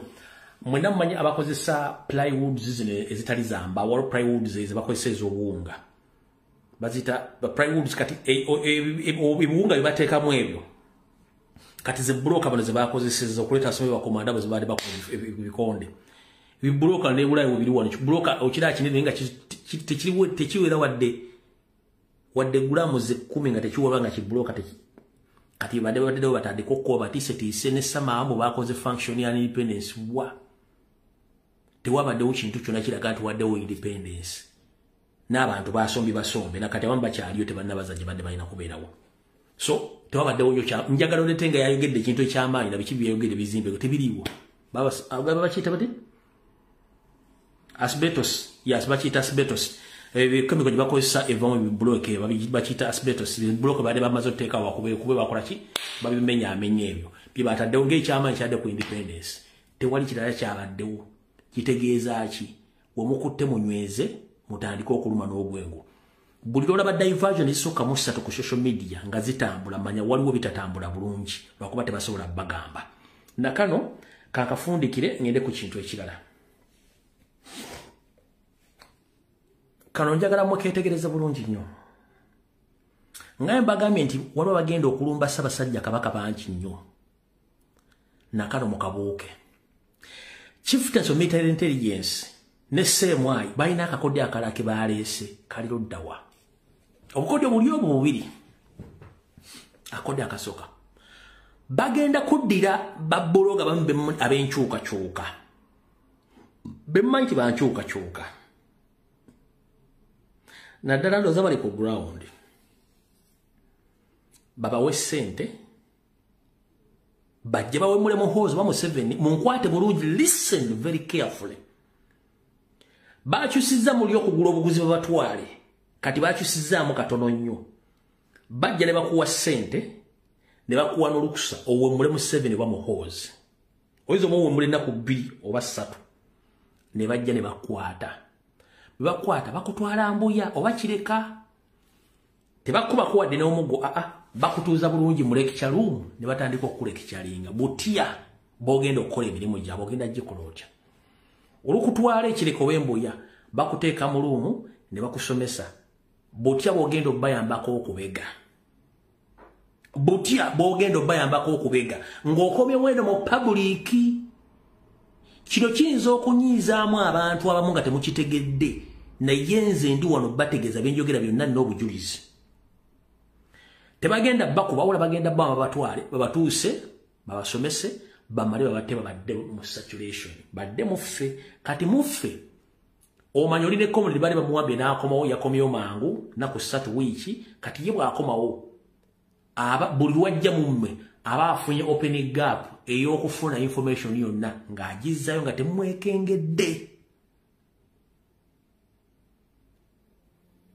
Saagala munfune bigomwizo ganti omusajja yagayibwa ati ne ABCD bino byenjogera n'obu mbagambe bagenda batwala nga beefudde nti babawambye okuba nti badde bavunye Museveni babatwale babasomesize ennaku 3 kunnya bamale babate. Wabula bakome weeno muffe nga tebalina kizibu kyonna wabula nga bali mu kukola iso n'essimu ekibaagala bazzengayo information baani abakyali ku mulamwa n'abakyabala ako kubiri. Mwenna ba comrade aba National Unity Platform n'abagala enkyukakyuka okwetoola eggwanga lyonna. Either ng'oli mukulembeze oba ng'oli diehard. Weewale kye bayita ba local money lenders ku ground mu Uganda buli kitundu kyonna. Weewale kwewola ssente ku ba money lenders abo naddala abaaka bano ng'owayendaga muntu nga bakuwa ssente akapya kali oddawa. Ba money lenders bonna kati Abanyarwanda abali ku ground bagenda buli kitundu ky'eggwanga ewali ba diehards ba National Unity Platform nga abasendeekereza okwewola ssente nga bawadde endaga muntu. Era ssente bajja zibawa eziri mu kakadde plus.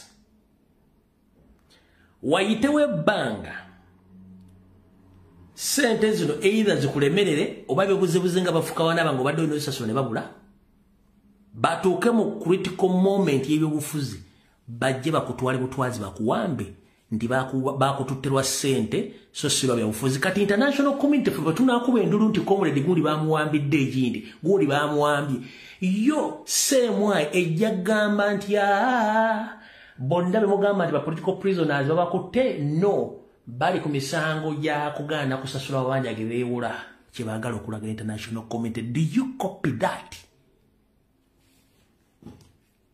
The information esaana billion ya ssente.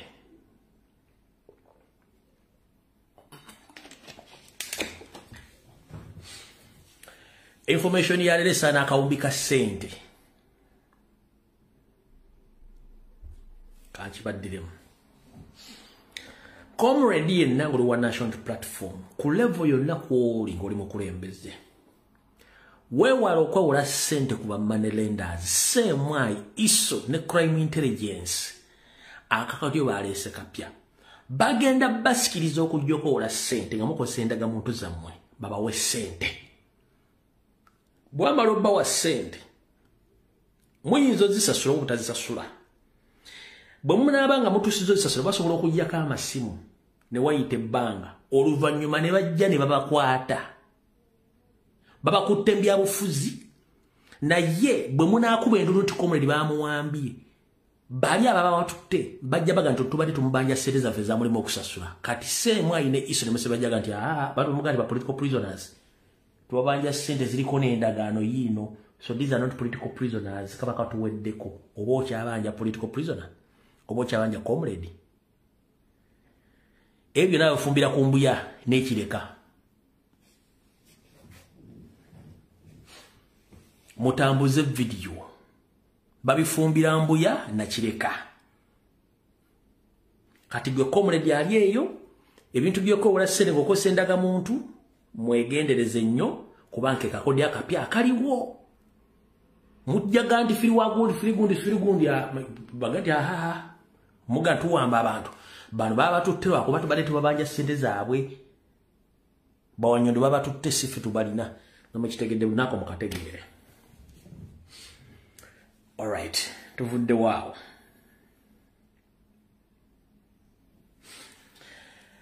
Nabagambako nti buli wabamanya ennyumba z'Abannayuganda bonna bwe bali abali mu Buganda.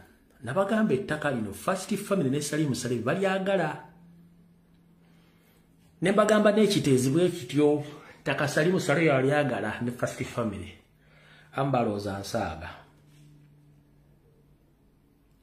Waliwana abuuza nti saabyogera njala abantu basatu gende saayogera nti ttaka Salim Saleh ne Muhoozi ne First Family balyagala bamenya abantu. So simple ya neba yibago sabagamba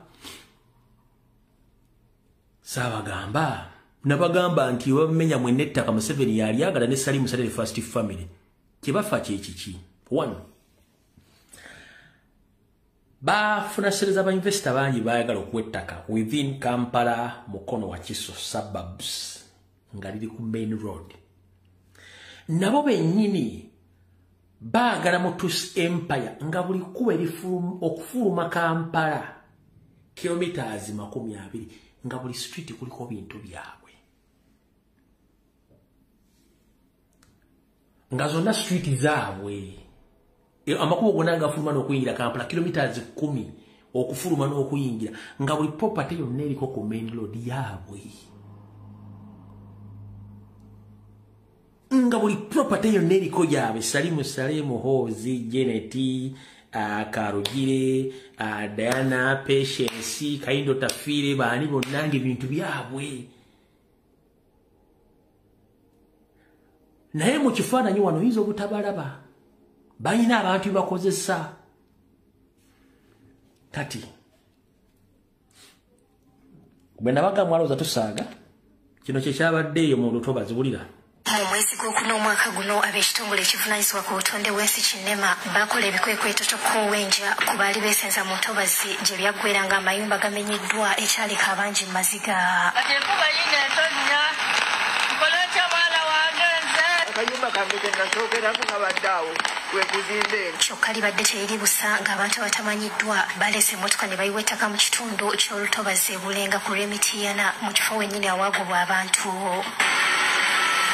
Greda ne tractor birabiddwa nga biseeteza ettaka lino eryakuyibwako ekibaati. Felix Mwanje Ssemuju ssentebe w'egombola ya Mmyuka wa Kiso ng'ali wamu ne bakkansala batuuseko mu kifo kino ne beewuunya yaweereddwa obuyinza okuyiwa ettaka mu kifo kino ekyagobamu be bayita abeesenza. Gavumenti twagala otuyambe ku basajja bano bayinvesita abajja wano ne bayiwa amataka ne bayiwa ettaka ffe bannansi ne mututwala ng'abatali bannansi.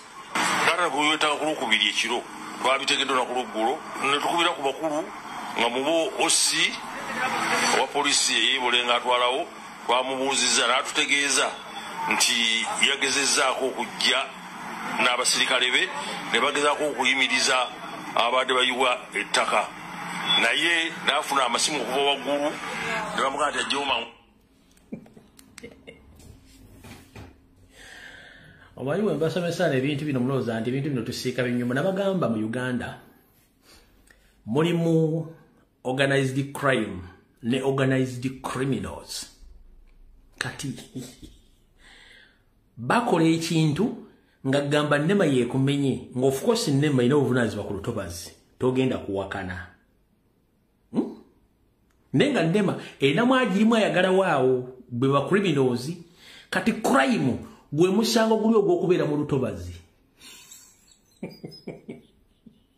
kati boy walo kujjawo nga ba organized criminals bajja kati ba organized criminals be basendere bayiwo ettaka kati gobojja nga bano basajja bato bali ku government bebazze ne bakubira OC is among the organized criminals. Kati OC bwe yakubye simu yaddali awo ngesimu from above zimugamba jaba sirikale bo bonna kati above over above mu organized crimes bwe bakubidde amasimu tumujje obusirikale bwa mwao bye bitu betusomesa muza tusika binyomo. We have organized criminals. Era in Uganda we have organized crimes kati zezo mukitegedde bulungi mumatu besomesa bintu bino mugati ne mwebuza amagezi emisange miteeketeke tulina n'abagizanga bateeketeke kyamale suwano abakimanyi kyamale situ akimanyi osa akimanyi dipisa akimanyi simanyi aradisa akimanyi nga buli ogendo olwo ko besimbaga mna ate munango abavu atukiriza okwogera abavu yali waawo kanka baddire ono nga mazo basomesa kiri mukitegedde buli kyetubaga bulijjo kankaze wano katono nnyo mukategeere bwenjagala mulire nnyo wano wambe bayita abeesenza gavumenti twagala otuyambe ku basajja bano ba investor abajja wano ne bayiwa amataka ne bayiwa ettaka ffe bannansi ne mututwala ng'abatali bannansi bara kuyiwetaka ku lukubiri ekiro twabitegedde na ku luggulo ne tukubira ku bakulu nga mubo OC owa polisi eyibulenga atwalawo twamubuuziza n'atutegeeza nti yagezezzaako okujja n'abasirikale be ne bagezaako okuyimiriza abadde bayiwa ettaka naye n'afuna amasimu okuva waggulu ne bamugamba nti ajjewo mangu abasirikale era n'abajjawo ekiro naye tubadde ffe kyetusaba mu mbeera eriwo twagala bwenkanya kubanga bwebaba omunaku bamugoma mu lutobazi kati nga waliwo ate ow'amaanyi aze mu lutobazi twagala tufune okunnyonnyola okutuufu ekyo mukitegedde bulungi nnyo saagala kulwawaawo baganda baffe ab'omu kiteezi nabo babagobyewo olwaleero babagambye naye befo bagobawo eno yali video mukulu yali video ya Rup ngali mu parliament akondemminga ekikolwa ky'okumenya abantu ne bawa miliyoni 2 ono Joel Ssenyonyi yali abyogera mu parliament. I am thinking about the 2 million shillings though.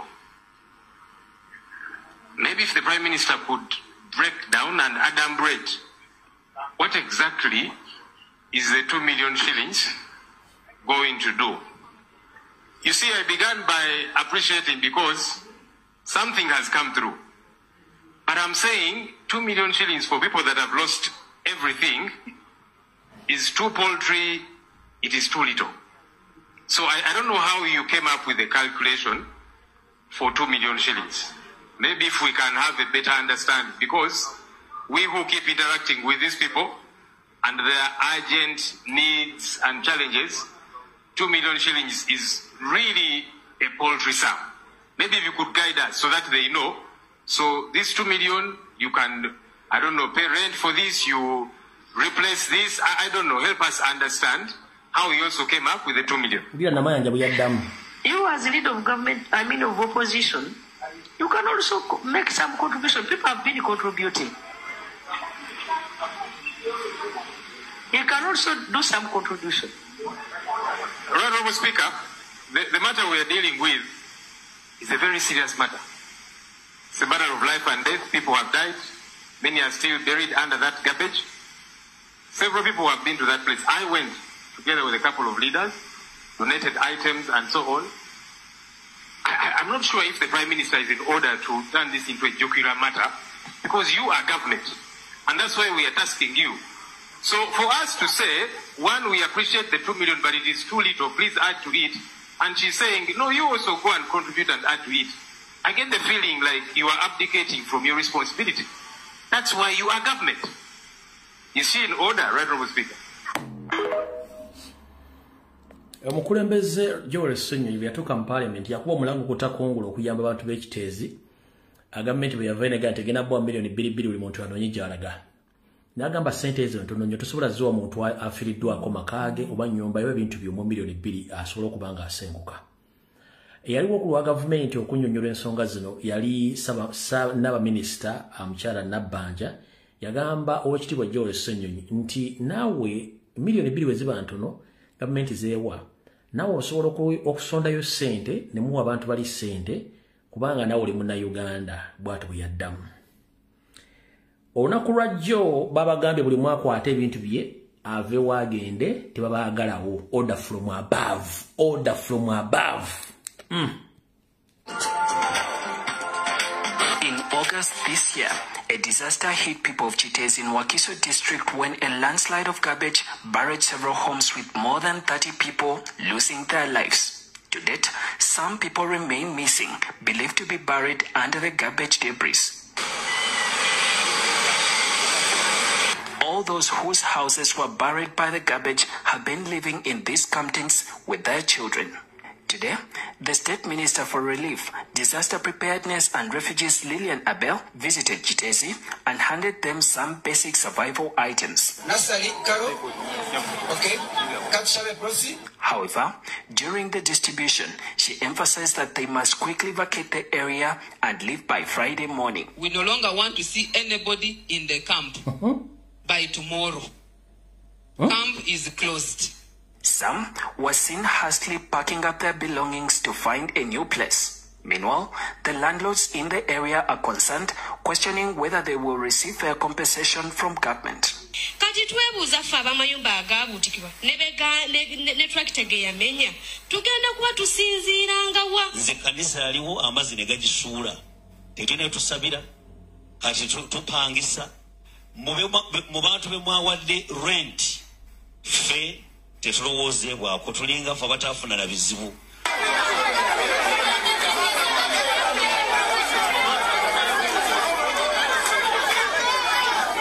However, Minister Abel reassured the landlords that the compensation will be provided at an appropriate time.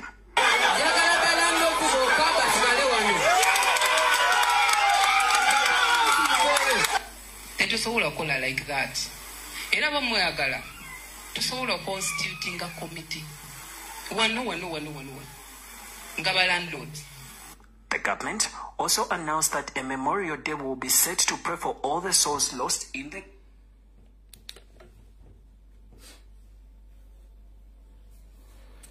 Madame Lillian Abe, the Minister for Disaster Preparedness and Refugee. How are you, Madam? Hope you are doing fine. If I may ask, if you can resettle the refugees or the non-Ugandans for years in Uganda, and they end up owning piece of lands in different parts of Uganda, how dare you, within the small period of time, you order the indigenous Ugandans, mostly the Baganda, to vacate their places with immediate effect, that is today in the evening. If you can settle the refugees from Rwanda, Congo, and South Sudan for years, and you end up giving them pieces of land, how dare you chase away the indigenous with immediate effect with that smaller 2 million shillings of Uganda? Mutubalemu ku magezi. N'ekirala, Museveni njagala mutuyambe mutubalemu ku magezi wadde muluza tuli bassebo nnyo. Waliwo ekintu kye mukola nga mukikola na kumanyiira. Bw'oba osindika omuntu okuteesa n'abantu, osindika omuntu gwe boogera olulimi olumu ng'ava mu kitundu abeerako ne ka feeling akatono. You can't send Lillian Aba to start convincing Baganda in Uganda to tell them to leave from their motherland, to look elsewhere to stay. Njala mberemu ku magezi. Omanyi mu basajja mwe musoma temuyinaamu ka humanity. Nze sobola kuvaano ntulumbu yengenze kwogera ku nsonga z'abalugwala mu Northern Uganda atulenjogere na bwe njogere ku nsonga zaabwe. It is impossible kati mu ministry ya mulimu Lillian Aba temuli Baganda basobola kwogera Baganda bannaabwe kubategeeza mbeera nga bweri. Tosobola kuddira mbwa gitwala mu nkima eteeseza enkima oba embwa ebulira enkima ebizibu by'enkima. No. Wa mwasomera management? Simanyi mwasomera management. Baboy mutulabanga abantu tulina ebintu bingi bye tulinamu experience bye twasomera tosobola banyonnyola wano. Waliwo ekintu ekiri visible. Tosobola kunzijja n'okuntwala mu Northern Uganda kutandika ku discussing matters concerned about the Northerners and the problem they are facing I'm coming from different area of the country. I'm not I'm not among those people. Smile zo yabo si feeling amukwano gwabwe. Sina feeling ije bali.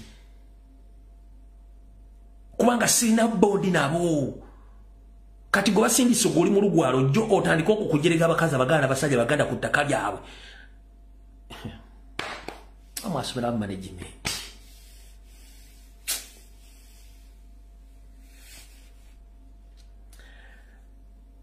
What we do? Common gamageza amazaye buli muntu bamuzana na gone sima kilomeka abantu amoze balina mu management nadala mu crisis management oyino okulaba omuntu ali suitable gendo convincing abantu abo nadala nga abafaanana nga abafaana embeera obutonde n'ebirowoozo na buli kimu kyonna tusobola kudda mu muntu ava mu Northern Uganda atajja discussing issues abaganda abaganda babona mu Buganda bamulowooza lunako kisimanyi nakumanya mu basajja singa musanze nga mukama awonvuddewo naye akikutta obudde kijja buta. Alright, kangendeko ne mukama waliwo omwami ensitane nnyo mwagala muwa budde naye olwalooka muwa budde nammwe njagala tunavira katambi kano kengenda okuzanya mujja kuba munyumiddwa era njagala mukamusaliremu akasinkane oba akafune omukulu ono bamuyita Mukunja akola ku BTFM ebbanga lyonna limaze nga akola ku radio ne TV ebiseera ebimu atera okujja nampisaamu eggaali namumanyira nenze ebiseera bisinga siyomba n'Abannayuganda nedda bizibyange bya Museveni wabula ntera okujja nembawa ebyo balina okulabirako n'okutegeera kubanga tetujja kulwana nammwe abantu abamu olwaliro oyinza okulanga oli mu SC oli mu radio gw'owulira olina emirembe kubanga olina ebintu byetasobola kwogerako bikufula nti olina emirembe naye ng'eri abantu abanyigirizibwa mu ggwanga b'otasobola kwogerako olw'ekifo ky'olimu kubanga ne radio ey'okulamu ya gavumenti yaba state mafias ukitegedde yensonga lwaki wavudde n'okola statement gye wakoze wagikoze nga gwe ng'oli musanyufu naye njala kubuuza singa bakeera ku makya ne bagoba ku mulimu ogwo sitojja kutwala wiiki zibeera 2 wa mwezi nga tonnafuuka ffe kye tuli oba Bannayuganda abalaba okudaalira nti gwe Uganda ogiramu emirembe wattu essaawa zino Mukunja emirembe ogiraba okeera ku makya akalimu ko weekali oteekako microphone otambuliramu olina akamotoka era okyafuna ekyokulya ne bujigizi okuva mu bulango ne bu handouts please oli bulungi nnyo gwe ekifaananyi ekikyo kirabiraawo wano ku bwenyi bwolabira Uganda ogirabiraawo nti gwe olina emirembe ozuukuka noddewo nga tewali akubuuziza ovaawa weenaani funguwa mulango kaakini gwe ensi yawo ogirabira which is okay naye singa ffenna ensi twali tugirabira gw'ogirabira kitegeeza ensi yandibadde teriiwo njagala kugamba Mukunja oba wasoma amawulire bate wagasoma kuba basinga obungi muli ku lw'ebiyo ku lw'ebitone byammwe ebirala byebafuula bannamawulire ekizibu ky'omwana wo kiba kizibu kyo ekizibu kya mukazi wo kiba kizibu kyo ekizibu kya muganda wo kiba kizibu kyo n'ekizibu kya neighbor wo kiba kizibu kyo n'ebizibu bya Bannayuganda byonna bibeera bizibu byo kubanga muli mu nsi emu mwogera ennimi za njawulo newankubadde mulina obuwangwa bwa njawulo ne tusinkana ebizibu byemu mu Uganda. Mukunja tovangayo kuvumirirwa bikola gavumenti byekola era ne mukubanja kabaka onawulira nga ojja omambira onsinikirako amannyo mutukola ensobi y'okubanja kabaka nga baani nenkuleka wammanyiira nenjera kugamba mukulu eriyo banja badde bakola ku radio ne kati saa zino nga balombalomba naawe akalimu kagenda kuggwawo nenjagadde okutegeeza nti musome entuufu gwe wooli olaba olina emirembe kuba tukumanyi oli wa NRM which is okay naye bw'obanga toteekeddwa kwogera ku nsonga gireke nga obadde osirikidde ebbanga lyonna gwe kudaala ng'okimanyi nti eriyo abali obubi eriyo abantu abafiirwa bizinesi zaabwe eriyo abali mukomera nga tebalina musango eriyo agabagoba ku ttaka essaa zino Ssaabasajja Kabaka mufudde kagoma abantu bali mu kuttibwa bali mu kuwambibwa baggyibwamu amannyo enjala toyogera gw'osirise wabula omwami yavudde n'akola ka video kankabazanyire then ngenda kozaho ka video ka lecture omu agenda kumunsomeseza ayongere ku bigambo by'omugambi manyi kano kajja kutuukako Mukunja omanyiridde ebbanga ddene nnyo nze sina buzibu naga nti ekizibu kyange kirina Museveni mu Bannayuganda sina buzibu nammwe kubanga naawe olengerera mu studio yo n'akamotoka kovuga okuva mu studio noddewo nova mu studio noddewo banova ewo nodda mu studio ng'oga nti olina emirembe kubanga gwawo oli ebizibu byo bitaddemu gwe ne famire ensi woogirabira na famire tofa ku bantu balala wulira bwe yayogedde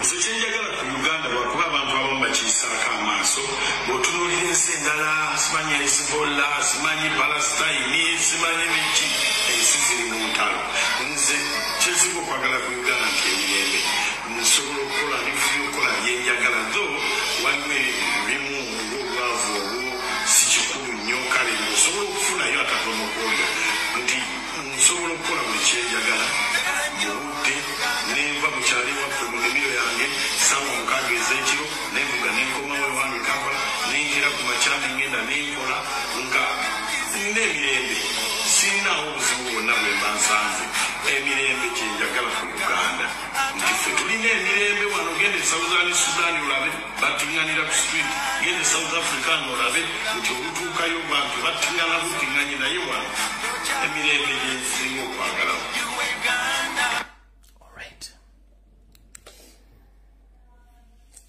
emirembe gy'osinga okwagala wattu ogirina naye era amalawo emirembe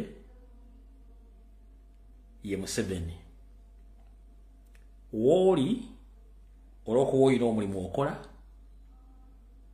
era buli kimu okirabanga bw'okiraba naye tosuubira nti gwe eri abantu abalala balina ebizibu mwe bagamba nti atannayitaayita yatenda nnyina okufumba naye njagala kano bakakuteereko kawulire bulungi nnyo akalekicalo ono njagala muwulirize ka vidiyo kano mwennyini mujja kweddiramu mukunja ono wulira. You there, second desk, blue jacket. What is your name? My name is Alexis. Alexis, please leave my lecture room. I don't want to see you at one of my lectures ever again. I don't understand. I am not going to ask a second time. Thank you.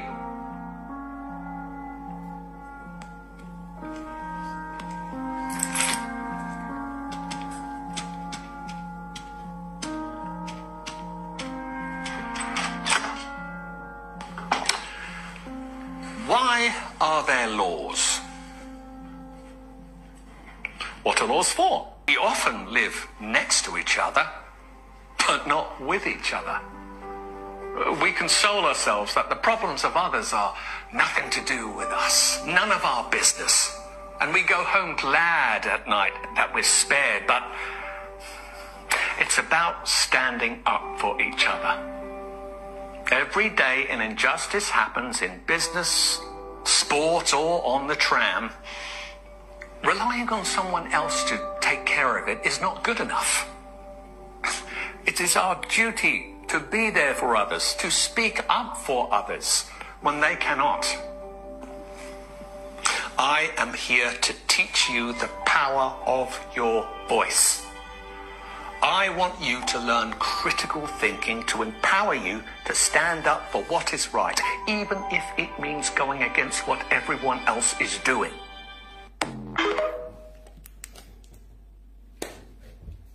Abamanyi olunyanyimbe mutegedde message gyempereza mukunja owa Beat FM ne banne muka video kano sinze mbyogedde njagadde kamulaga birimu okusinzira ku byayogedde simanyi dakiika zensigazayo ziri nnya kamba nnyonnyole.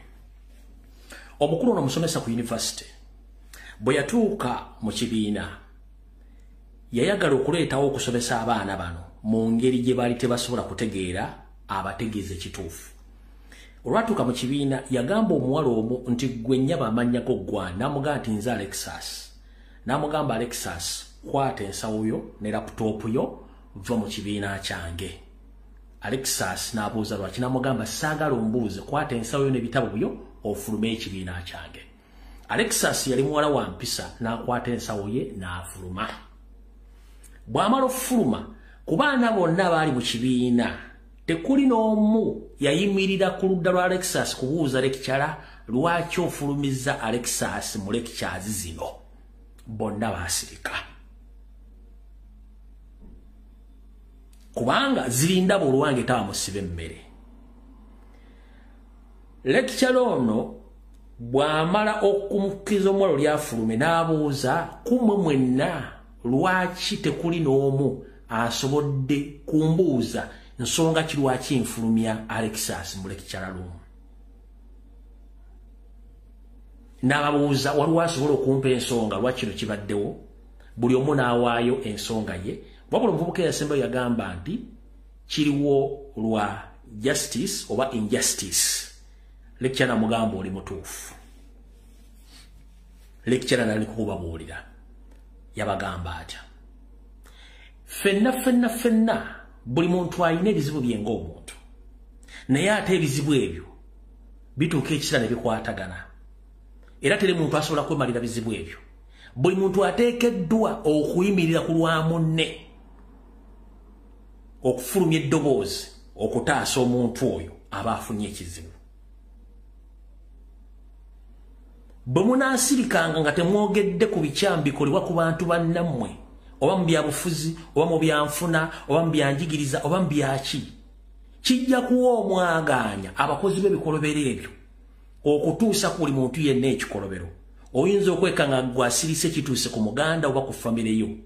Bwe wataabe omuntu yenna asituka kusitula ddoboozi kuyimiriza abantu abo basaatuusi, omuntu yajja kufuna ekizibu. Naye bw'oyimirira n'oyogera ku kintu ekyo, abasaatuusi osobola obbamala amaanyi, era mumusitula eddoboozi lyammwe mwenna mufuna ekyokusalawo, era n'abasaatuusi ne bayimiriza ebikolwa byabwe bibadde bakola nga banyigiriza omuntu wa bulijjo. Kikkakatako okusitula eddoboozi lyo, okwegatta ku ddoboozi lyabo, okulwanirira abo abanyigirizibwa. Buli lw'osirika eri abo abanyigirizibwa, bwe banaamala abanyigirizibwa bajja kudda ku ggwe, kubanga bali baagala omuntu yekka abeerawo nga be bantu mu kintu mu bintu ebyo, era nga bannannyini bintu. Do you copy that?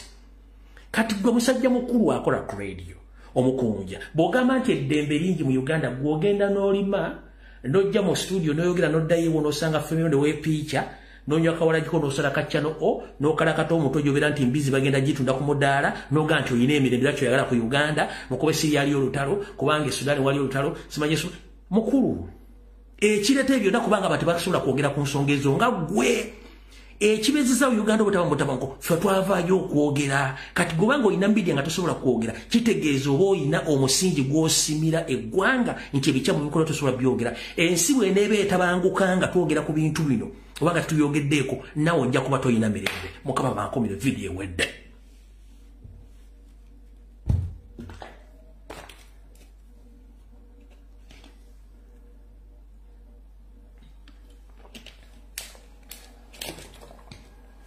Video wede tusingane ku Sunday saa 2 ejja kubeera open roof, ejja kuba ya masimu gokka strict ku Sunday. Buli omu kyajinga essimu yo gijje mu enfuufu ku Sunday, tulumba mbibuli bya Mengo kuba simu mpaka kuwulira bubi ku Sunday sawa 2. Video yewede bali kubeerako, abayizemu bali kuyiga, abatu information bali gitwala, n'abazisalamu okwetola ensi yonna bo bali balira kusala video zino, n'abazisanga ku YouTube bo bali balirira. Video wedde mukama abankoole.